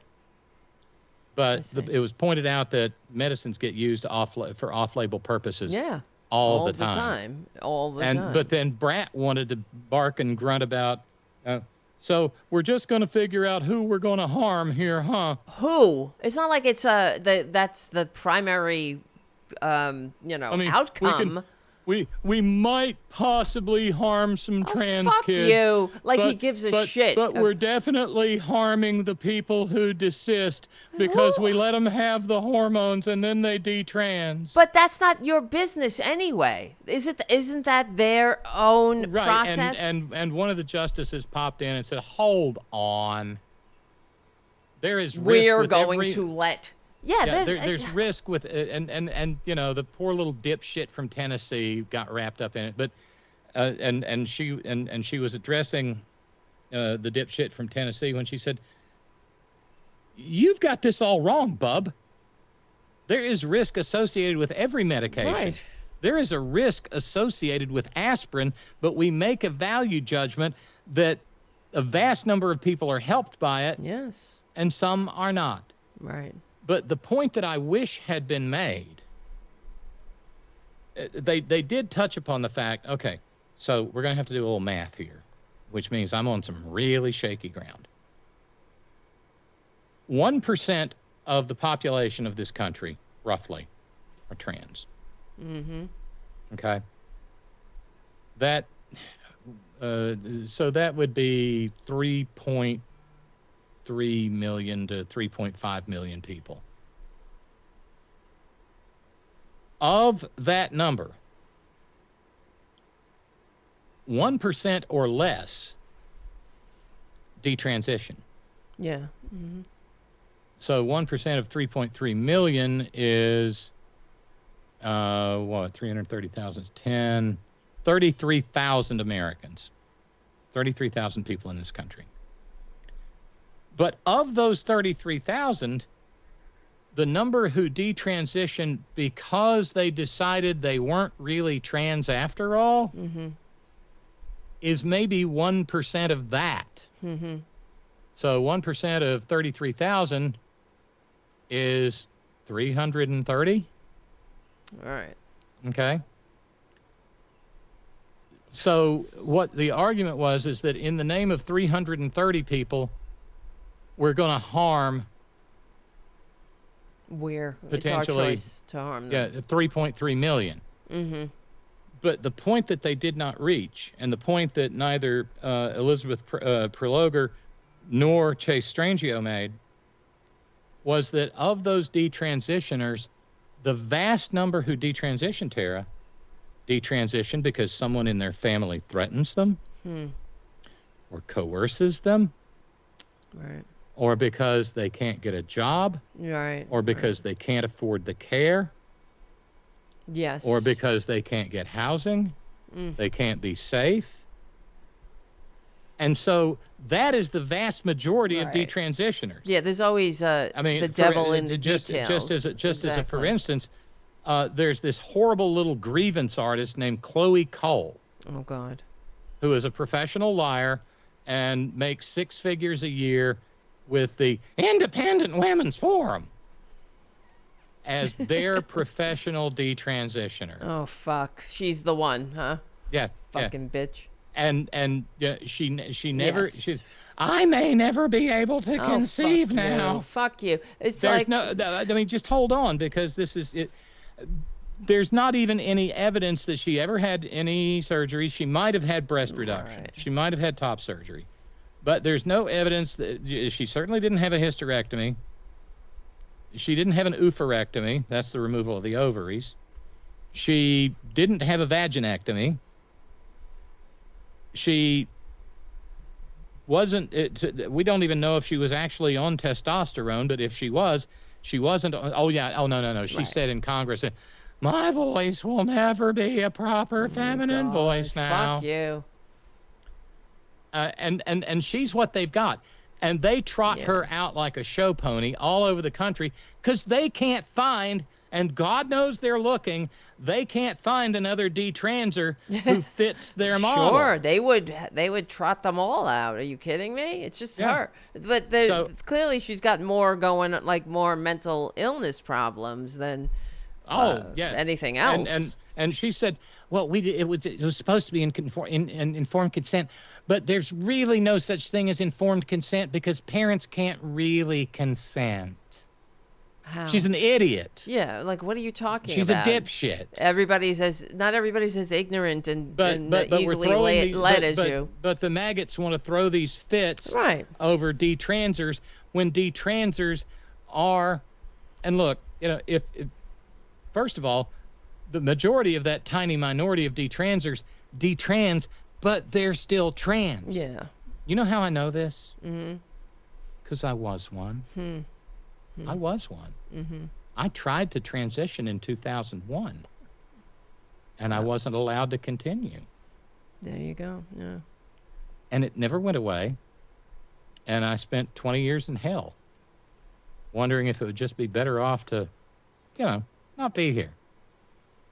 And then finally COVID came along, and I was like, well, I've spent my entire life living in a lie. I don't want to die in one. Right. I don't want my death certificate to say male. And so so once I started, I went at it like Marines assaulting a beachhead. Mm-hmm. Good. But I couldn't help. I hope I'm not going to catch any shit for this. When you see Chase Strangio, he is so obviously a guy. But all we had today was audio. And apparently he did not get the voice lowering benefits of testosterone. Mm-hmm. Because one of the funny things about hormones is that if a trans guy goes on testosterone, it will, in many cases, lower their voice because that's what testosterone does. That's why little boys and little girls pretty much sound alike until puberty hits. Mm-hmm. If you are pubertal and you go on estrogen, it's not going to do anything to your voice. People have said to me, "Oh, wow, obviously the estrogen affected your voice," and I'm like, "No, this is all speech therapy, honey, and it's not even that great. I'm better in one-on-one circumstances, but it's hard to do this for 3 hours and just, Yeah. But they kept going back and they kept using, and these were the right wing. It was the justices generally, but the right wingers actually jumped on it. They kept using as a hypothetical the difference between a boy whose puberty hasn't come along in time, and he's getting shit because his voice is still up here. Oh, God. And he wants his voice to be down here. And that cis boy can get testosterone. A trans boy who wants their voice to drop can't get testosterone under this Tennessee law.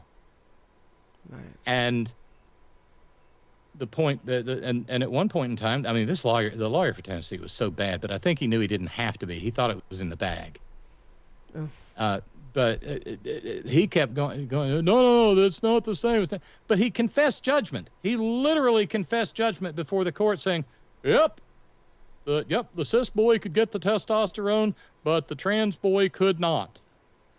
Well, and that's discrimination based on sex, plain and simple. Right. But here's the point out of all of that, is that I couldn't help. There are a million other, not a million, but there are a lot of other potential hypotheticals that you could use, but they kept coming back to the voice lowering because they had a trans man arguing before them whose voice wasn't particularly masculine.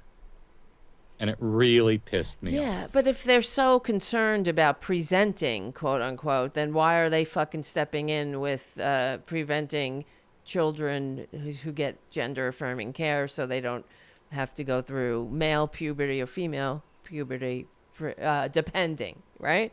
If they're so worried about that, about presenting, right? Oh, it's like, you know, pretending that they're really concerned about harming people too is rich, because think about all they do. And that was another harm. aspect of the argument. People were talking about, or they were talking today in the arguments about, you know, which legal standard should apply, and you know, should it? You know, I mentioned earlier the Bostock case, and Neil Gorsuch sitting there as silent as a graven image. The government and the ACLU were arguing that Bostock should be a controlling, deciding factor in this. Okay. Fappy Thomas and Alito, on the other hand, Alito in particular said, "Well, I think we've enunciated a good enough standard in Dobbs." What? Dobbs versus Jackson Women's Health. Yeah, but you know, the history and traditions of the United States and all that horse shit. Yeah, and if ever there was a moment where we absolutely learned for a goddamn fact that both Dobbs and this case are rooted in plain old-fashioned garden variety rank-ass misogyny, that was it. Those two old turds want to treat trans people the same way they treated women in Dobbs. Yeah, right. Whereas it should be decided based upon an issue of sex. By the way, Victoria just put it a lot more simply than I did. She said, "It's easier for vocal cords to get bigger than to make them smaller." Wow. I mean, if I really wanted to, there's something called voice feminization surgery. Mm-hmm. But I've been, you know, once I tell a surgeon what I do for a living, they're like, "Oh no, I will never touch you, because it might actually end your career." What would happen? It reduces. They go in and they kind of whittle down the vocal cords. You can't so much as clear your throat for a month. Oh, you can't shit. cough. Oh boy. And you can't speak for a month. And then maybe it worked, maybe it didn't. You know, or maybe you wind up like this.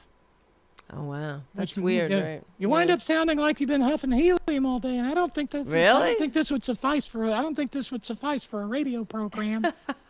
Well, I don't know. Don't knock it till you try it. I don't know. I'm not gonna only try kidding. It. I'm only kidding.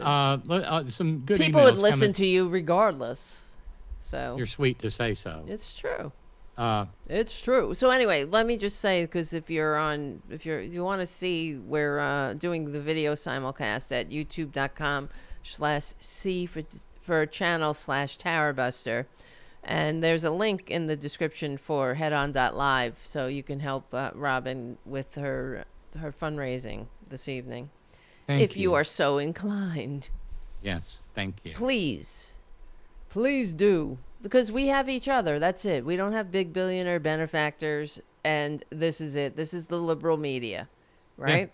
Yeah, we're because what passes for the liberal media ain't, and neither you nor I are out there hustling stupid beats, right? Or Bozwave radios or Snapple or anything like that. All we would have to, especially you, Robyn, because you're in a targeted minority group. If you decided to become a conservative broadcaster, they would fucking flock to you, and they would fund your ass. I don't know. Like, look how they treat Caitlyn Jenner. They would treat you like shit. Yes, like when you go to their CPAC, they would misgender you and harass you like they do her. I don't know if you've ever seen those videos. It's really disgusting. No, they would fund you. They would fund you. What they really love is for me to get on air, use my old voice, and yet be kind of hot. Because they're sick. They're perverts. Well, it's they're freaks. I don't know if you ever heard when George Santos was in the fucking Congress or whatever, and he would do all the podcast rounds, and I played we talked about it on the show back then. He went on some maggot show, and I never heard a gay, so-called gay man. I know he calls himself a gay man, but whatever he is, he's just he's a sociopath, really. But I never heard such anti-gay shit coming out of a gay person's mouth. Talk about self-loathing.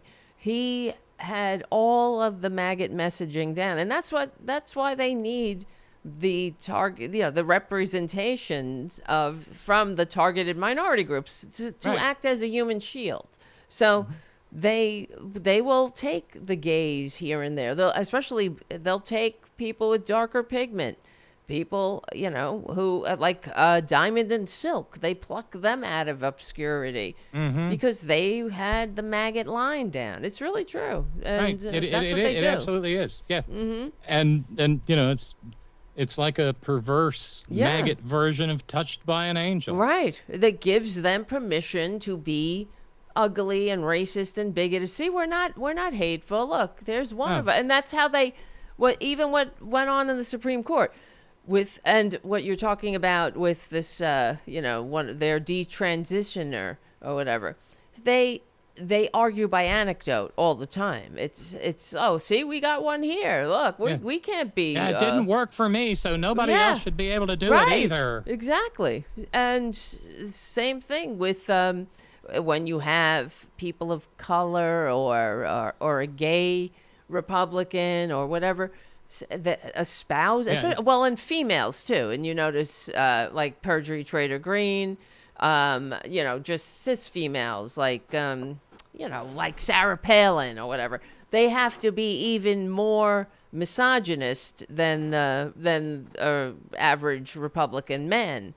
They have to be ugly and hate everything everything traditionally female, like compassion. They gotta disparage that. They gotta shoot, wolves from helicopters. They gotta have, you gotta go see Beetlejuice and get a little, well, she's also, she hates women too. I mean, they know their place though. They know how to look. And a woman has to be cruel and that's it. Shoot a dog and a goat. That's to right, death. 100%. You gotta drag it to the gravel pit. You got to know, that's a hard decision. You got to have no heart. And as you notice, that's the maggot agenda, the whole thing is based in cruelty. The cruelty is the point. It really is. Exactly. Yep. Yeah. And they're into it. But God help you if you are cruel or you say anything to them. We're not cruel to them. We're just trying to make sure they don't have to needlessly die without health care. Really. That's it. That's crazy. That's crazy ass communism. Exactly. Isn't it? Exactly. But you raised a point a little bit ago that I think deserves to be expanded upon. The right wing does do that. They will they will fund any degree of ugliness. Yes. On our side, however, our side still doesn't actually believe in what you, me, Malloy, Rick Smith, others do. They want to, they want to spend it on.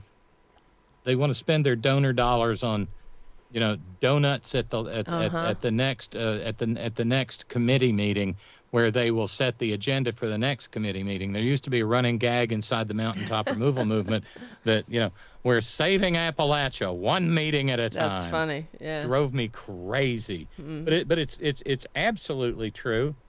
Just to share a couple more emails, Sylvie wrote in, and let me, I'd have to move the iPad, so I'm not going to do that.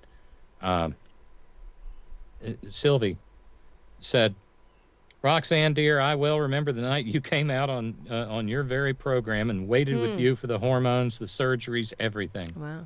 You're a heroine for going public, and I was and still am rooting for your success. Girl, you rock. Yeah. Sylvie, thank you, dear. Thank you. And I can never begin to tell you how terrifying it was. December the 31st, 2020. My bestie, Terry, who I went to high school with, who transitioned before me, Amazing. was there to hold my hand. And I came out, and I figured for all I knew, I was going to lose the program, lose the entire audience. And I did. And I what lost happened? some people. Yeah. I lost some people. Of course you but did, right? Not a lot of them. Yeah. Not the ones who matter. That's for sure. If you're a liberal, what do you say? Nice to meet you. That's how I felt. Because I knew Bob, right?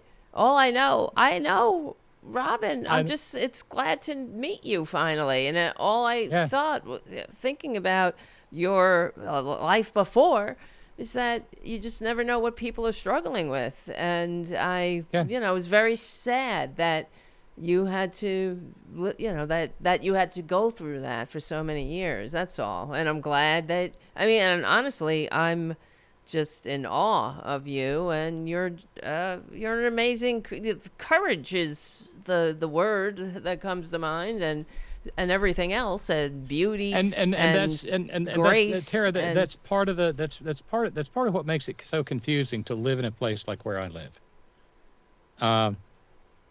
I know a girl. She lives in Southern California now. Where she came from, she passed perfectly. Never got a second glance, never got a second word. She lives in Southern California now, and she gets clocked every goddamn day. What do you mean? Because they will, they'll identify her as trans. Because it's so accepted out there that it's not okay to just mind your own business. So what happens? You mean, like how? The random strangers are like, oh, so you're trans. Oh, really? Yeah, That's so funny. Because there's a golden rule out there. Huh. Especially with trans girls, because trans guys tend to just tend to just disappear into the culture of maleness fairly seamlessly. Because again, going back to women getting arrested 75 years ago for wearing a pair of pants, right? Probably more like 100 years ago now, but the line of demarcation is the dress or the skirt. The minute someone assigned male at birth puts on a skirt, everybody loses their fucking minds. And with a lot of trans girls, it's the first thing we want to do, because it's been denied to us for so long. And just as an aside, I will never forget the first warm summer day when I caught a cool, refreshing breeze up my skirt, and it was like, oh God, you poor bastards, you have no idea what you're missing. That's awesome. But it's where I live. I mean, talk about cognitive dissonance. Talk about feeling like your brain's going to break. Because on the one hand, people I meet every day, hey, how are you? Good afternoon, ma'am. Nice to see you. Men hold doors for me. Oh, nice. Okay. And at the same time, if I said, I'm trans, God damn you, pervert! Would they really? Is that how? Yeah, yeah. I mean, that's what the few people who showed up to vote in the last election, that's what they went to the poll. That's what they went and voted. And so this legislative session that's coming up in February, I have no doubt that with their maggot bit in their teeth now, they'll try to run through a bathroom ban. Oh yeah, that's all they got. They'll they'll introduce that godforsaken senator from Parkersburg, Azinger, will once again introduce that filthy fucking bill that makes it a felony, punishable by 10 years in prison, for me to be within a half a mile of a school. Unbelievable. Here's the news flash. I can't go to Dollar General without being in a half a mile of a school. Right. It's just absolutely fucking vile. People are kind on the one hand, but they act as a group, and they go to the polls, and they act with abject cruelty. Right, and they think they're good people. That's where I have to draw the line. No, you're not good people. Look what you're supporting. Look what you're voting for. It creates a lot of internal conflict for me. Right. She said, grabbing her headphones for some unknown reason. But because these are people you love, you know? I mean, these are people who you care about and care about you up to a point. Yeah, that's it. That's it. It's the up to a point part. Well, they don't. I don't think they see the direct consequences of their actions. They think trans people. I don't know. I'm just saving women's sports, right? That's what I played this video on the show about some maggot whose friend broke up with. I think I told you, and broke up with her. So her friend was black or is black, and then said, sorry, you voted for Trump. I'm done. I can't fucking deal with you anymore. And she's like, I stand by my vote because of the babies. And, you know, everything she was standing by was she's just, you know, it was all bullshit. She's like, and I'm saving, I stand by my vote because I'm saving women's sports. And the other thing was, I'm saving my son from having to play on a team with a girl or something like that. And I'm like, you know, no, your son's the victim of a trans child. Right, and it's so interesting you bring that up because, you know, I'm old enough that I remember the hissies and conniptions that were had when, let's just tick a few of them off, a girl wanted to play Little League Baseball. Yeah. They'll destroy baseball. Yes. When a woman wanted to go to the United States Military Academy. Of course, every single. They'll destroy the military. Yes. And we're still dealing with the after effects of that to this day, Tara, because, look what the latest fetish object for the maggots is. Throwing women out of combat roles. Yes, exactly. Even though they've been in it for, you know, generations now and performing effectively. It's not like, I mean, I'm pretty sure when you signed up, they didn't send you to needlework class instead of the rifle range. No, that's why I liked training with the Army. It was, you know, we trained men and women, you know, we slept in different barracks, but we trained together.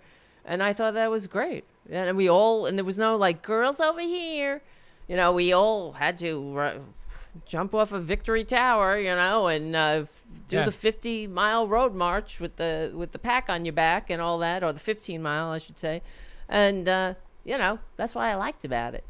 So part of and it built teamwork and unit cohesion, I think, because you're going to be working with people. I saw a meme earlier today from some idiot maggot saying, I don't want my son to die on the battlefield because some woman wasn't strong enough to put him on her back and carry him to safety. Isn't the bitch a little bit misinformed? Because I had to carry a man on my back. You have to carry your own weight. So they pair you up with people who are your same weight, and you got to carry that person on your back. And that's what I had to do, carry him up the hill and down the hill. And, you know, there's a way to carry. That's how you do it, like the fireman carry. And that's what they teach you. It's a fireman's carry, exactly. So, you know, it's people just don't know what the fuck they're talking about. They live in a world that's divorced from reality. Yes, that's it. And they want everything to be perfect like the way it was when it was better. You know, when everybody knew their place. And so I saw this meme. Oh my God, I want to puke. It was, what's January 20th, 2024, Mom? That's the day we go back to being two genders, dear. Fuck you. Oh, I saw that. Oh my God, I hate these people. You see what I mean? It's so infantile and babyish and not ready for the modern world. It's such a disgrace to America. You want to be a great country? You want to be, I mean, where do you think the whole world is going? You know, the whole world keeps evolving without these people, and they can never keep up. That's the problem. You know, a long time ago, a dear friend of ours named Reverbo came up with the analogy of having a bus sitting at the curb with the door open. And he said, you know, we've been idling this bus at the curb for a long time, begging them to get on with the rest of us. Sooner or later, we've just got to realize they don't want to go. That's right. We're going to have to close the doors and go forward. Yes. And as we've seen the margin shrink from the November election, I mean, this is one of the narrowest margins of any presidential election ever. Yes. But they claim a mandate, of course. If you like any kind of sports, And I I'm a don't. Mountaineer. I'm a Mountaineer fan. So I don't know any I've sports. seen my Mountaineers get blown out, and I've seen my Mountaineers lose, by a single point. This is my Oh, sport. hello, Boudica. This is Hello, my baby sport girl. right here. Mwah, mwah, Yeah. mwah. But I've seen them lose by a point, and in the long run, I came to the conclusion, I would rather get blown out than lose by a single point, because the single point comes with so much regret for what might have been. Sure. It's just, and we were so close. I know. And some of these things about the election are still driving me batty. Exactly. The fact that we were supposed to lose more senators than we lost. Yes, and the House too. So And we didn't. Right. And if not for the mother effers, the 12 million Democrats who didn't vote this time, we would. They're just as much to blame. Like, fuck you, people. Fuck you very much. Exactly. You scumbags. For whatever reason, they don't like a woman. Is that it? That's probably it. I wonder if Biden would have won. Really. I do too. But I've also come to a conclusion that's separate from that. Namely, the people who voted for Biden voted during a pandemic year when we really busted our ass to make it possible for people to vote by mail. True. And I wouldn't be surprised if the 12 million Democrats who didn't show up were the 12 million Democrats who were too goddamn lazy to go out the door and exercise the franchise. Could be. Because those mail-in voting is automatic in places like California and Oregon. Yeah. But in maggot states, oh fuck no. Right, because everything to block people from voting. So yeah. And so there's certainly more of them than the assholes who were sending a message to Genocide Joe. Right. How's that working out for you, Dearborn? I know. Dumbasses. Oh, I just can't wait till they get what's coming to them. I'm sorry. I'm feeling very, vindictive about that. Really. I fight that baser emotion in myself, but I get it too. I do. I don't. I mean, because I can't. I'm like, F you, like my cousin who works for fire department 911 or whatever, and whenever if they come for government, they start kicking people off of their government jobs and all that. Well, well. Well, it's like the maggot who doesn't want their son to die because the woman couldn't carry him off the battlefield. It's like, dumbass, do you understand anything about modern warfare? I know. And women, it's not the same, bombs, drones, missiles.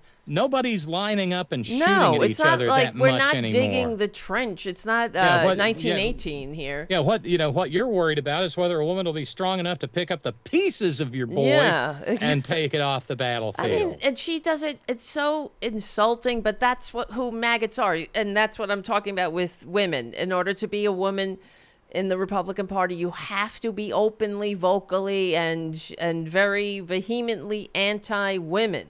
You have to hate women. You got to know women need to be in their place. So they get that patriarchal pat on the head, whatever.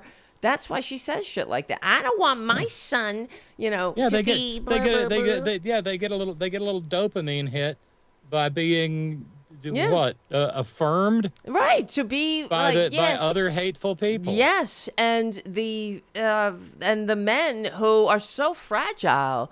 These maggot men, they are so aren't they dainty? Fragile. I've never they're so cowardly. They can't go anywhere without their assault weapons. My granny used to go shopping. She went to the supermarket all the time. 90-pound granny without a fucking assault weapon. I don't know. It's a shame. What a badass. Yeah, like these fuckers can't do it. And everything triggers them. Diversity, wokeness, being a decent person, hearing the actual history of the United States.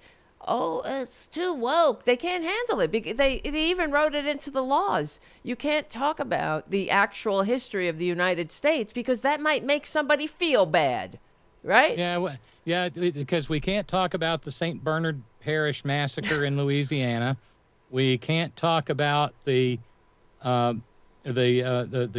deportations that included a shit ton of American citizens in the from 1920 to 1929 to 1939. They were brown, you know. Most of which was done under Republican Herbert Hoover. Mm-hmm. I know, yeah, but it gives them sad peepees when they hear about that. When they said, they even wrote it into the laws in Florida that you can't teach, diversity, or you can't. It's something about how you can't teach anything that's going to make somebody feel bad about their, being white, basically. Oh, mommy, and then one of these fuckers, mommy, he came home or whatever. No. One of these Republican fuckers made something up, saying that some kid came home and was like, "Mommy, am I an oppressor?" That ever happened. Because kids do that. Yeah, right. Mommy, I'm an oppressor. That's what it was. They were like, we can't teach that some people are oppressors and some are being oppressed. Mommy, I'm an oppressor. Meanwhile, if as was the case with me, you are.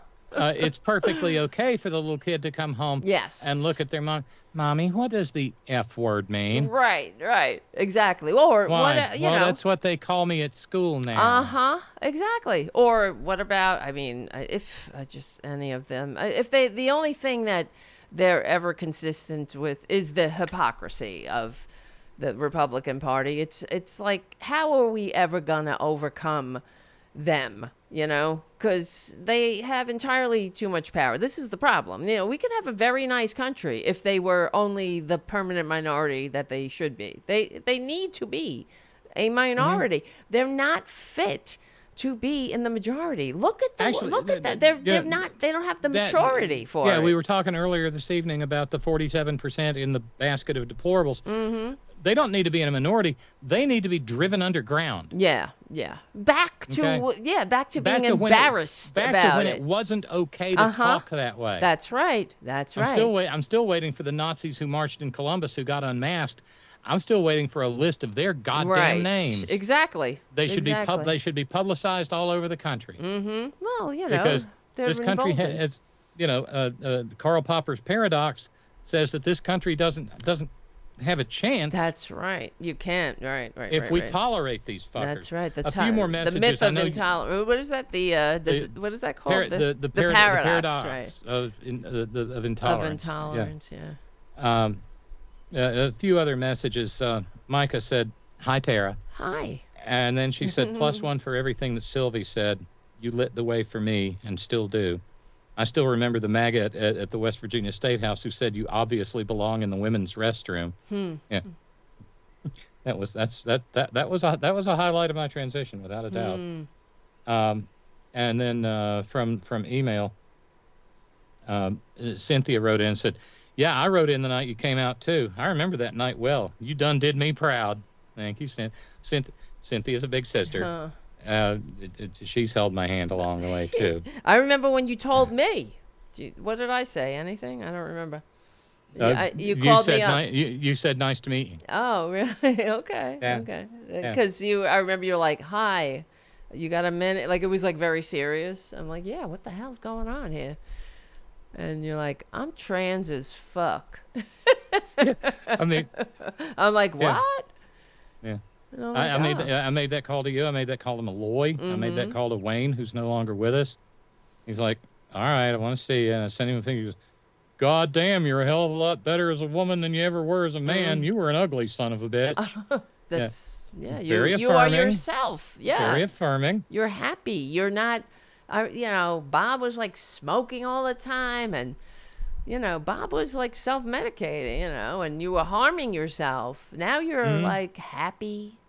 You're lighter, and like your energy. It's you. Yeah. It feels like you, really. Life is good. Mm-hmm. It would be almost indescribably good. Then, if there just wasn't all this hate out there. Yeah, that's it. That's why it's as simple as that. Well, my brother said, "Oh, it's just a hard life." Well, stop making it hard. That's a fucking choice. Don't vote for. I don't think my brother voted for the maggots. Don't throw your family member away when they tell you one of the most essential parts about their nature. Exactly. I know a little about that too. Just say, and I'm glad, my brother, who I remember when I was growing up, of course he was homophobic, as we all were, but, saying like, because there was what were we watching on, it was that movie Bound with, what's her name? It's great, gay movie. Yeah, it's a classic. And it's about like the two lesbians who like rip off the mob. What's her name? I can't remember her name. She's awesome. They're both awesome. And there's a scene where they're in a gay bar and there are two guys making out. But, the lesbians are fine. My brother was like, oh, man, the two guys. But that's how you were supposed to act, I guess, if you were heterosexual. Because if you just sat there and watched it like you were watching a movie, right? Then, He's maybe, like, those are two guys. Maybe you were into that. Yes, exactly. I mean, I remember the connection over Brokeback Mountain, which was so mild, so tepid. Right. What a groundbreaking movie, though, for actors. Yeah. Now it's not even a big deal. Actors to play gay characters. That's why I'm saying it's like, that's why they're going after trans people, because they're like, gay people are just whatever. Nobody cares. Like actors, that was a big deal. But Tara, they also found out when they fucked with the gay community that the gay community fucked back because the gay community has money. Yeah. So they finally wised up and they came after us because we're a teeny tiny little minority.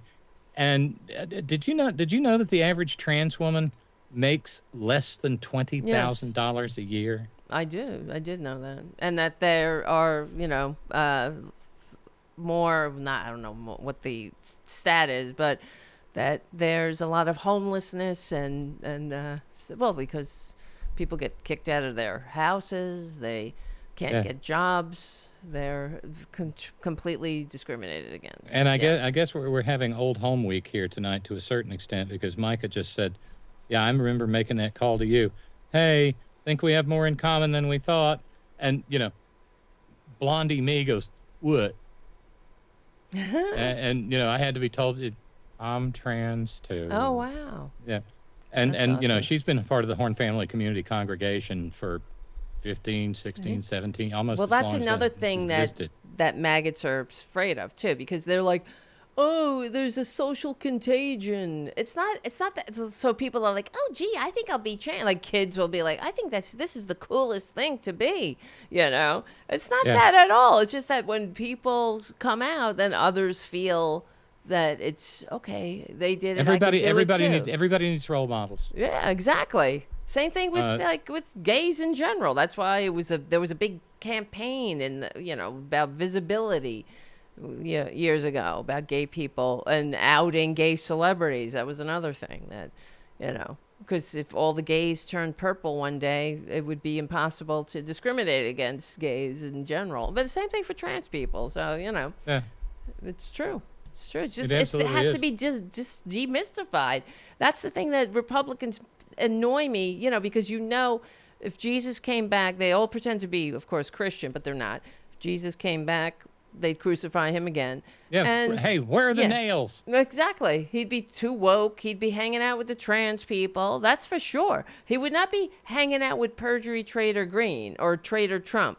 He would hang out with the marginalized and misunderstood, like trans people. That's why, Yeah, what he referred to in Matthew 25 as the least of these. Yeah, and those who need the help, too. Like, who are abused and bullied fucking by these motherfuckers who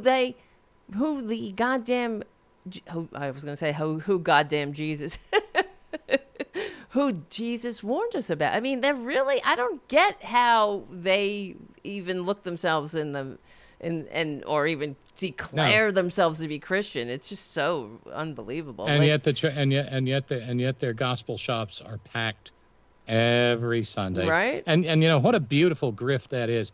I need to thank Charlie at APS Radio News, and I need to thank Libby. Thank you so much, both of you. And I need to thank Charlie down to 510. too. Yeah. I'm just saying. All right, sorry. I got to thank people too. What the fuck? Yeah. Okay. Yeah. Sorry. Anyway. That's okay. But thank you both. You got us down to 510.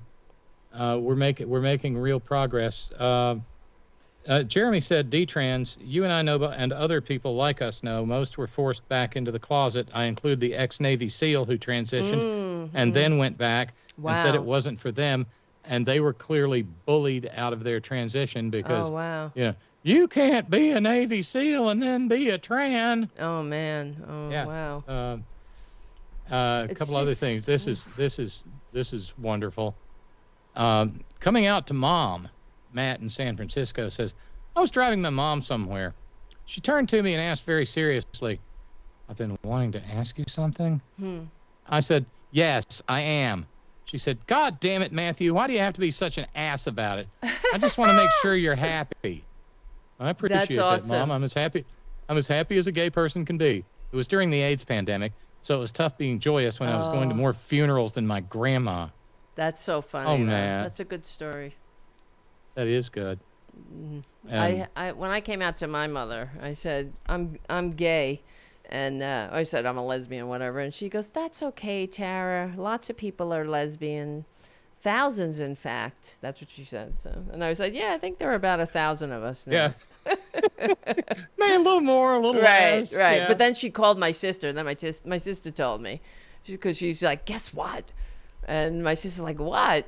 She's like, Tara is gay. And she goes, God, that's old news. What are you talking about? Like, of course my sister knew or whatever. But, you know. Yeah. But she's like, you knew? She's like, everybody knows. Yeah, I'll never forget the story after I came out. There was a member of this community who was like, and ran off to another progressive broadcaster, a dear individual, and said, Bob's a transvestite. What? Transvestite? And the other individual said, no, she is transgender, and she is a woman. Wow. And what did they Bob's say? A transvestite. Well, if that's who is that person? Are they still? No, yeah, I'm not naming names. No. I'm not say, Elia Kazan. No. I mean, hopefully they've learned along the way, or if they're around still. Transvestite. That's different than being trans. I mean, transvestite is just. In fact, that's not even a term that's used anymore. But it's like, what do they use? It's right. It's like the from Rocky Horror. Yeah, but it's like straight people are those who want to dress up. Most of those who do that. Because they get a sexual kick out of it. Exactly. So whatever. What do I know? Believe you me. What the hell do I know? There's no kick. There's no kick. Tell me about it. I mean, I've been a fucking, I don't know, whatever. I've never been a girly girl. That's what I found funny with you. I was like, oh my God, you're a girly girl too. Yeah, I am. You really are. I'm like a tomboy, so I've always been. So, I think for a lot of women like me, we lean into it because it was denied to us for so long. No, hey.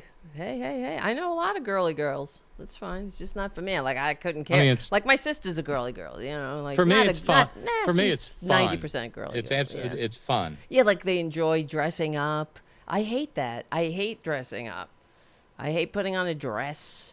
I hate, like, I have to go to my niece's wedding in April, and I'm like, ugh, I gotta get fucking shoes. I gotta get a dress. Oh God, I don't want to do it, but I have to, of course. But is it a big Catholic affair? Are you gonna have to wear are you gonna have to wear the headgear and shit? No, we don't wear it. No, there's no headgear in Catholic. There is. You've never seen it. You've never seen a mantilla? No, I don't know what Catholic you're talking about. Not my. Yeah, Catholic. you know, like the hardcore Italian Catholic families. Never saw that in my church. And everybody on Staten Island was either Irish or Italian. Exactly. Yeah. Everybody. That's what I even growing up, I was like, I didn't know anybody else who wasn't Irish or Italian. And if they were Irish and Italian. You know, it was just, that was mixed marriage. Yes, it's true. It's very bizarre. Either Irish or Italian. And even it's like when I was growing up, I was sheltered too, I guess. I don't know. I ran the streets too, but whatever. It's a different time. I got to tell you one last little funny because, ages ago I was so over Bill Maher. Yes, I haven't watched him in years. But I saw a clip of him the other day sitting there because he pontificates and he gets so wrought. Yeah, he's irritating. And he was standing. He was sitting there and he went, "Well, of course trans women can get pregnant." I'm like, well, thanks for being a friend, but no. Wow. But see, that's the other side of the coin. Trans guys can. Yes. But they get it. But they get erased. All that hullabaloo, that bullshit during the presidential campaign about tampon Tam. Oh God! You know why you put tampons in the boys' room? Because trans boys use the boys' room. Mm-hmm. That's right, but that's I'm glad. That's another thing that bitch said. I'm glad my son doesn't have to go in the bathroom and see a tampon machine. Oh, because what would fucking happen? Right? He just collapsed. Do He's you so blindfold fragile. him in the grocery store? Right. What about in his bathroom? You got tampons in the bathroom? Mommy.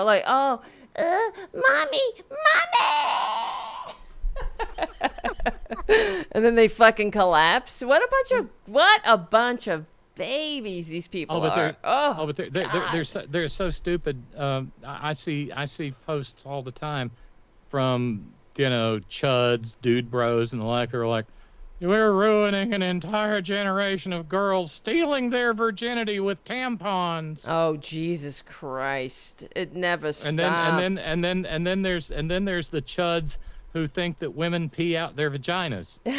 Well, that's always a fun one. They still probably, they don't know. They're still looking for the clitoris, so or whatever. Keep searching, fellas. Yeah, maybe one day. It's the impossible fucking dream to for them. dream the impossible dream. Oh God, yeah, they are horrible. That's why we say, you don't want to sleep with a Republican because they're horrible in bed. I'm so ashamed of myself. I said their vaginas. I should have said our. Yes, true. Well, they are Still meaning learning. their wives or whatever, or their girlfriends. Yeah, their daughters. Yeah. Their nieces, the babysitter, whatever. These fuckers. Well, it's true because and all this wraps into what's coming. I mean, did Pete Hegseth, who I have decided that Hegseth is actually a little known Scottish dish that's got all kinds of horrible shit stuffed in it. Yes, it's something. And disgusting. it's made from a pig's rectum or something. Yes, absolutely, no doubt. It's a delicacy. Pass the Hegseth, sonny. Yeah. I mean, haggis vile, is bad enough. Vile people. But I still. never. Don't even talk about it. It makes me want to puke. Yeah, fine. Vile. These people are just horrible people. They're vile. They need help. Whatever. I can never pronounce his name, but it's Hegseth. What? Anyway, he's Pete Headcase. Yeah, they're just not well, and now they're inflicting their manias on us. And can you imagine having a gig at Fox News pays well. Can you imagine Even having a gig at Fox News and you can't even dignify your job enough to show up sober? Right. And that says you have a problem if you can't carve out your working day and show up like an adult, like somebody who has a fucking professional job. But we're going to give this guy the nuclear code. Exactly. Yeah, and it's not like, I don't know what kind of place Fox News is, but, I've worked in big TV stations and news stations, and, I don't know where that would be tolerated, but a fucking Fox News, I mean, I worked at CNN in Atlanta, okay? Mm-hmm. Nobody was wandering around there shit-faced. Right. Like, you could imagine, like, Lester Holt coming in or somebody, right? Like, shit-faced. Woo, cocktail hour. Right. It's just so undignified. It's Got 15 airline bottles in the briefcase. Right. And they... Want a drink? They have no self-respect. They have no decent... And I'm not, I'm in recovery, so I get it. But get the fucking help you need, honey. But they don't think they need help. That's why he's like, oh, I won't drink because I don't have a problem, whatever. He promises he's not going to drink. Why are you drinking to that excess? You're a grown-ass man. This ain't like high school. And that's how they act. That's how I drank in high school. The bar in the basement of the fraternity is closed, Petey. Right.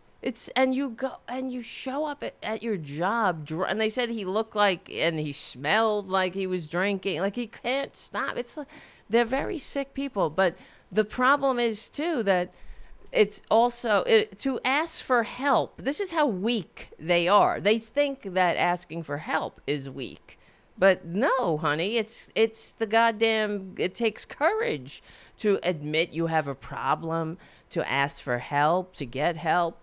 But they don't do it because they have this twisted version of courage, and they're and understand all that drinking is also wrapped up in notions of toxic masculinity. Of course, and the way he behaves towards women. I mean, his own. I'm sure you saw the mother's note or email to him, and now she's on Fox News taking it all back.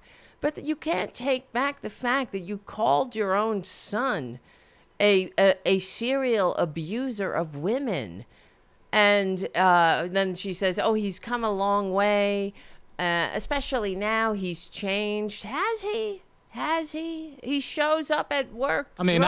I know AA is, the second word is anonymous, but shouldn't there be some sort of good faith showing that he's not drinking? I mean, right. The classic example now goes back to Pappy Bush, who wanted to make John Tower. Remember John Tower? No. Powerful Texas senator. Mm-hmm. Powerful. Wanted to make him the Secretary of Defense. Mm-hmm.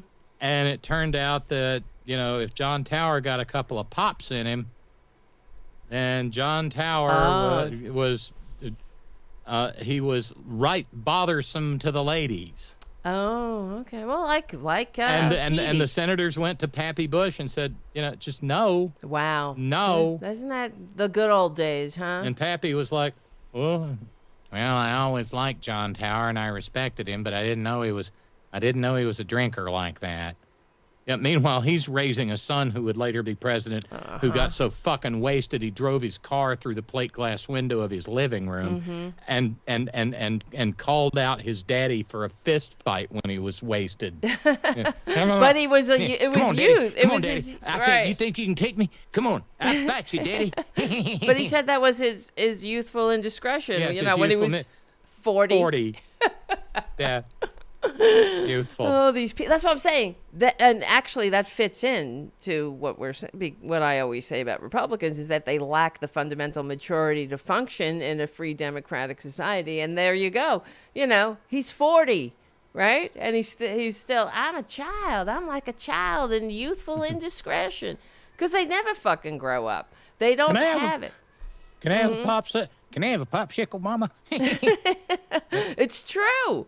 It's like they don't have. See, okay, they hate this country. It is what it is because they can't stand everything we're supposed to really be about: freedom, e pluribus unum, diversity, leaving no one behind.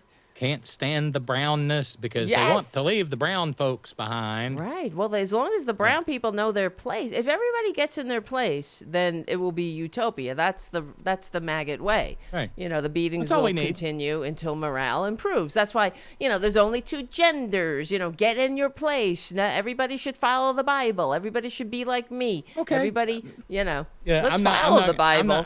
I'm not going to throw my non-binary nibblings overboard or anything, but it's like, what happens if you look at it and say, okay, there's only two genders. I'm a girl. Right. What? Right.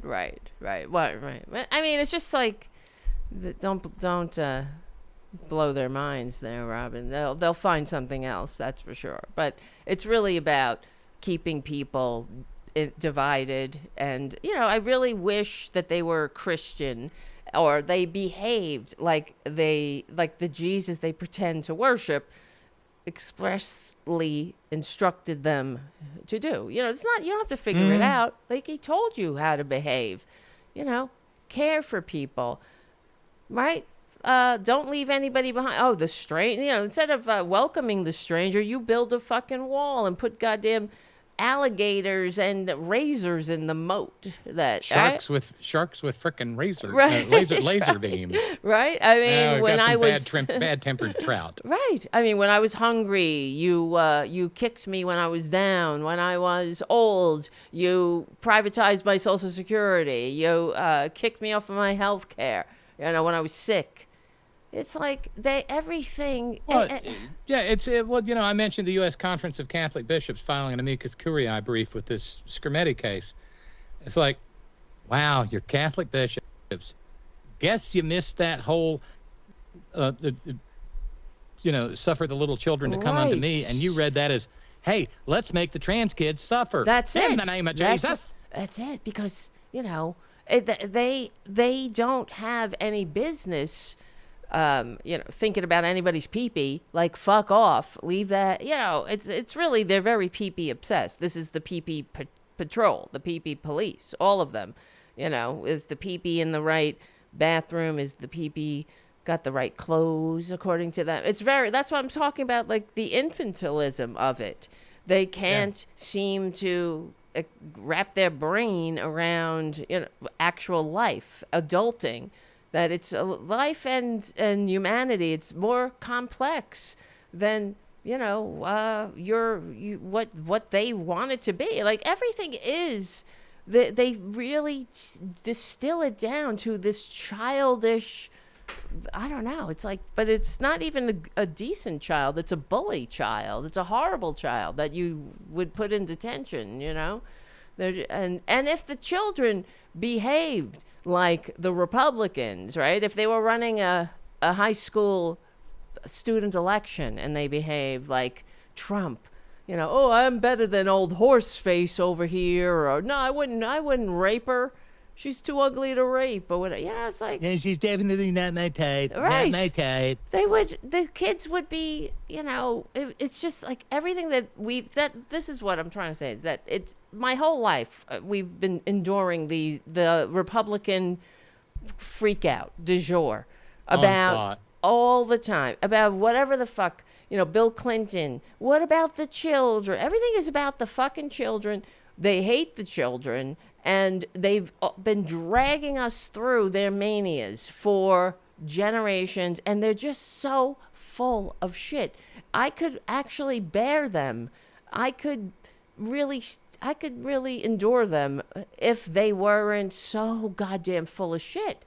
I mean, what we have learned about them the past few years too, with this traitor Trump, like everything that they have, we always knew they were full of shit, but being a party of law and order, and I mean, even their freak out about Hunter Biden's pardon. I'm glad he pardoned Hunter Biden. God damn it! It took you long enough.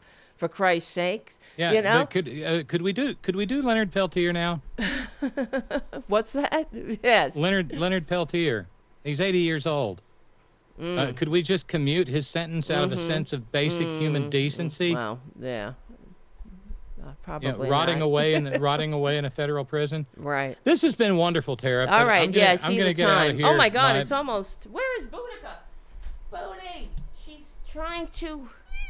Look at her. She's trying to tell you, Mother. To destroy again. She's doing her Boudica best. Look at her precious face. She hates being held, so. Yeah. She's a baby Buddha. All right, go. Go, Buddha. Run, destroy. All right. Well, yeah, it's almost. That's what her namesake did. Raised hell with the Romans. That's right. That's what she thinks this is awesome Londinium. Kitty cat name, Boudica. She's the best. When I was changing my name, I should have changed my name to Boudica. Boudica. She's a good namesake, right? It's a very people don't even know that. Then you have the opportunity to enlighten them on history a little bit. So, yeah. All right, guys. I'll see you later. Well, actually, I have to start the show. Well, yeah, no, I always have a great time. I'm loving these Wednesdays, Tara. Me too. I hope everybody else is. I'm looking at the chat over here. All right, Robyn, I will let you go, and then I'm going to wrap it up on the show, on the video side. And it's almost, I can't even believe we went over time, as we always do.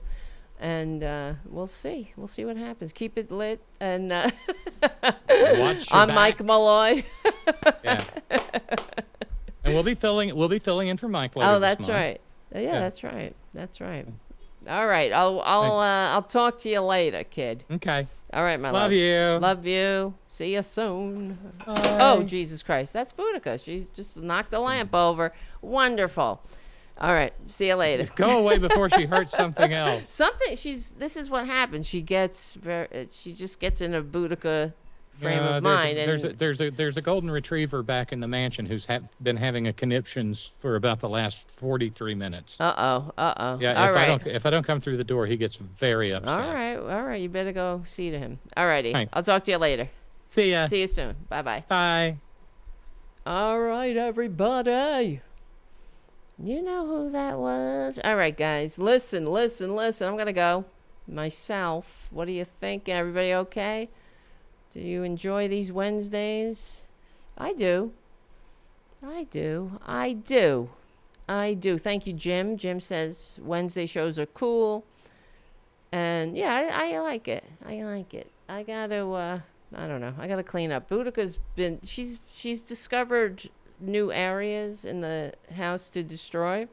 She used to leave the computer area alone. I don't know what happened, but she's more often waking up in the morning. I come in and I see that she's knocked everything off the desk here, and I don't know what the hell is happening. She found a new area to go Boudica on. All right, so listen. We will meet back here Friday evening, and thank you, patrons. That's okay. No super chats tonight. I'm only kidding. I'm not trying to put a guilt trip on y'all. It's good. But it would be great if you could become a patron at patreon.com/TaraDevlin. Help out Robyn. That helps too. Help out, the liberal shows. It helps. All right. Anyway, I'm done with e-begging for tonight. I don't feel like it. I just want to say thank you to Charlie from APS Radio News for all you do to keep the show going and growing, and everybody else on the chat. Nice to see everyone. I'm sorry I didn't pay more attention to the chat tonight. It's hard with everything going on, and I hope you understand. And I will see you guys on Friday. So if you aren't a subscriber, please hit the like and the subscription notification. And so you will be notified when the show goes live, and then you can join us, because we do have a great time on Fridays, and it's an awesome chat room with the greatest people in American history. For real, the greatest chat room in American history with the greatest people who are on the front lines of the resistance to this maggot hellscape that we are all plunging into. But we will get through it, and we'll get through it together. But we have to stay involved, and I'm glad that you guys haven't tuned out. A lot of people I know said, that's it, I'm out, and they unplug for 4 years. We don't have that luxury. I don't think so. That's what they want. We can't make it easy on them, right? All right, my friends. My name is Tara Devlin. Thank you for hanging out tonight. We're on the where do I begin? We will win. We will win. We will, because we're on the right side of history. Yeah. We're on the right side of decency, dignity, democracy, humanity. Thank you so much for hanging out tonight, guys. We stick together, we win. And thank you, Robyn, for our simulcast. I enjoy it. The conversation goes so quickly and flows. Sometimes we get on the phone, and Robyn and I, when we're talking, I'm like, we should be recording this. This should be a show. Okay, anyway, not that. Because Robyn is so interesting, and the well of knowledge, literary, historical, the quotes that come out of her brain. I've learned so much just being fortunate enough to be her friend. So, all right, we will win. I will see you on Friday night, 8:30ish. Okay, see you Friday night. Love you.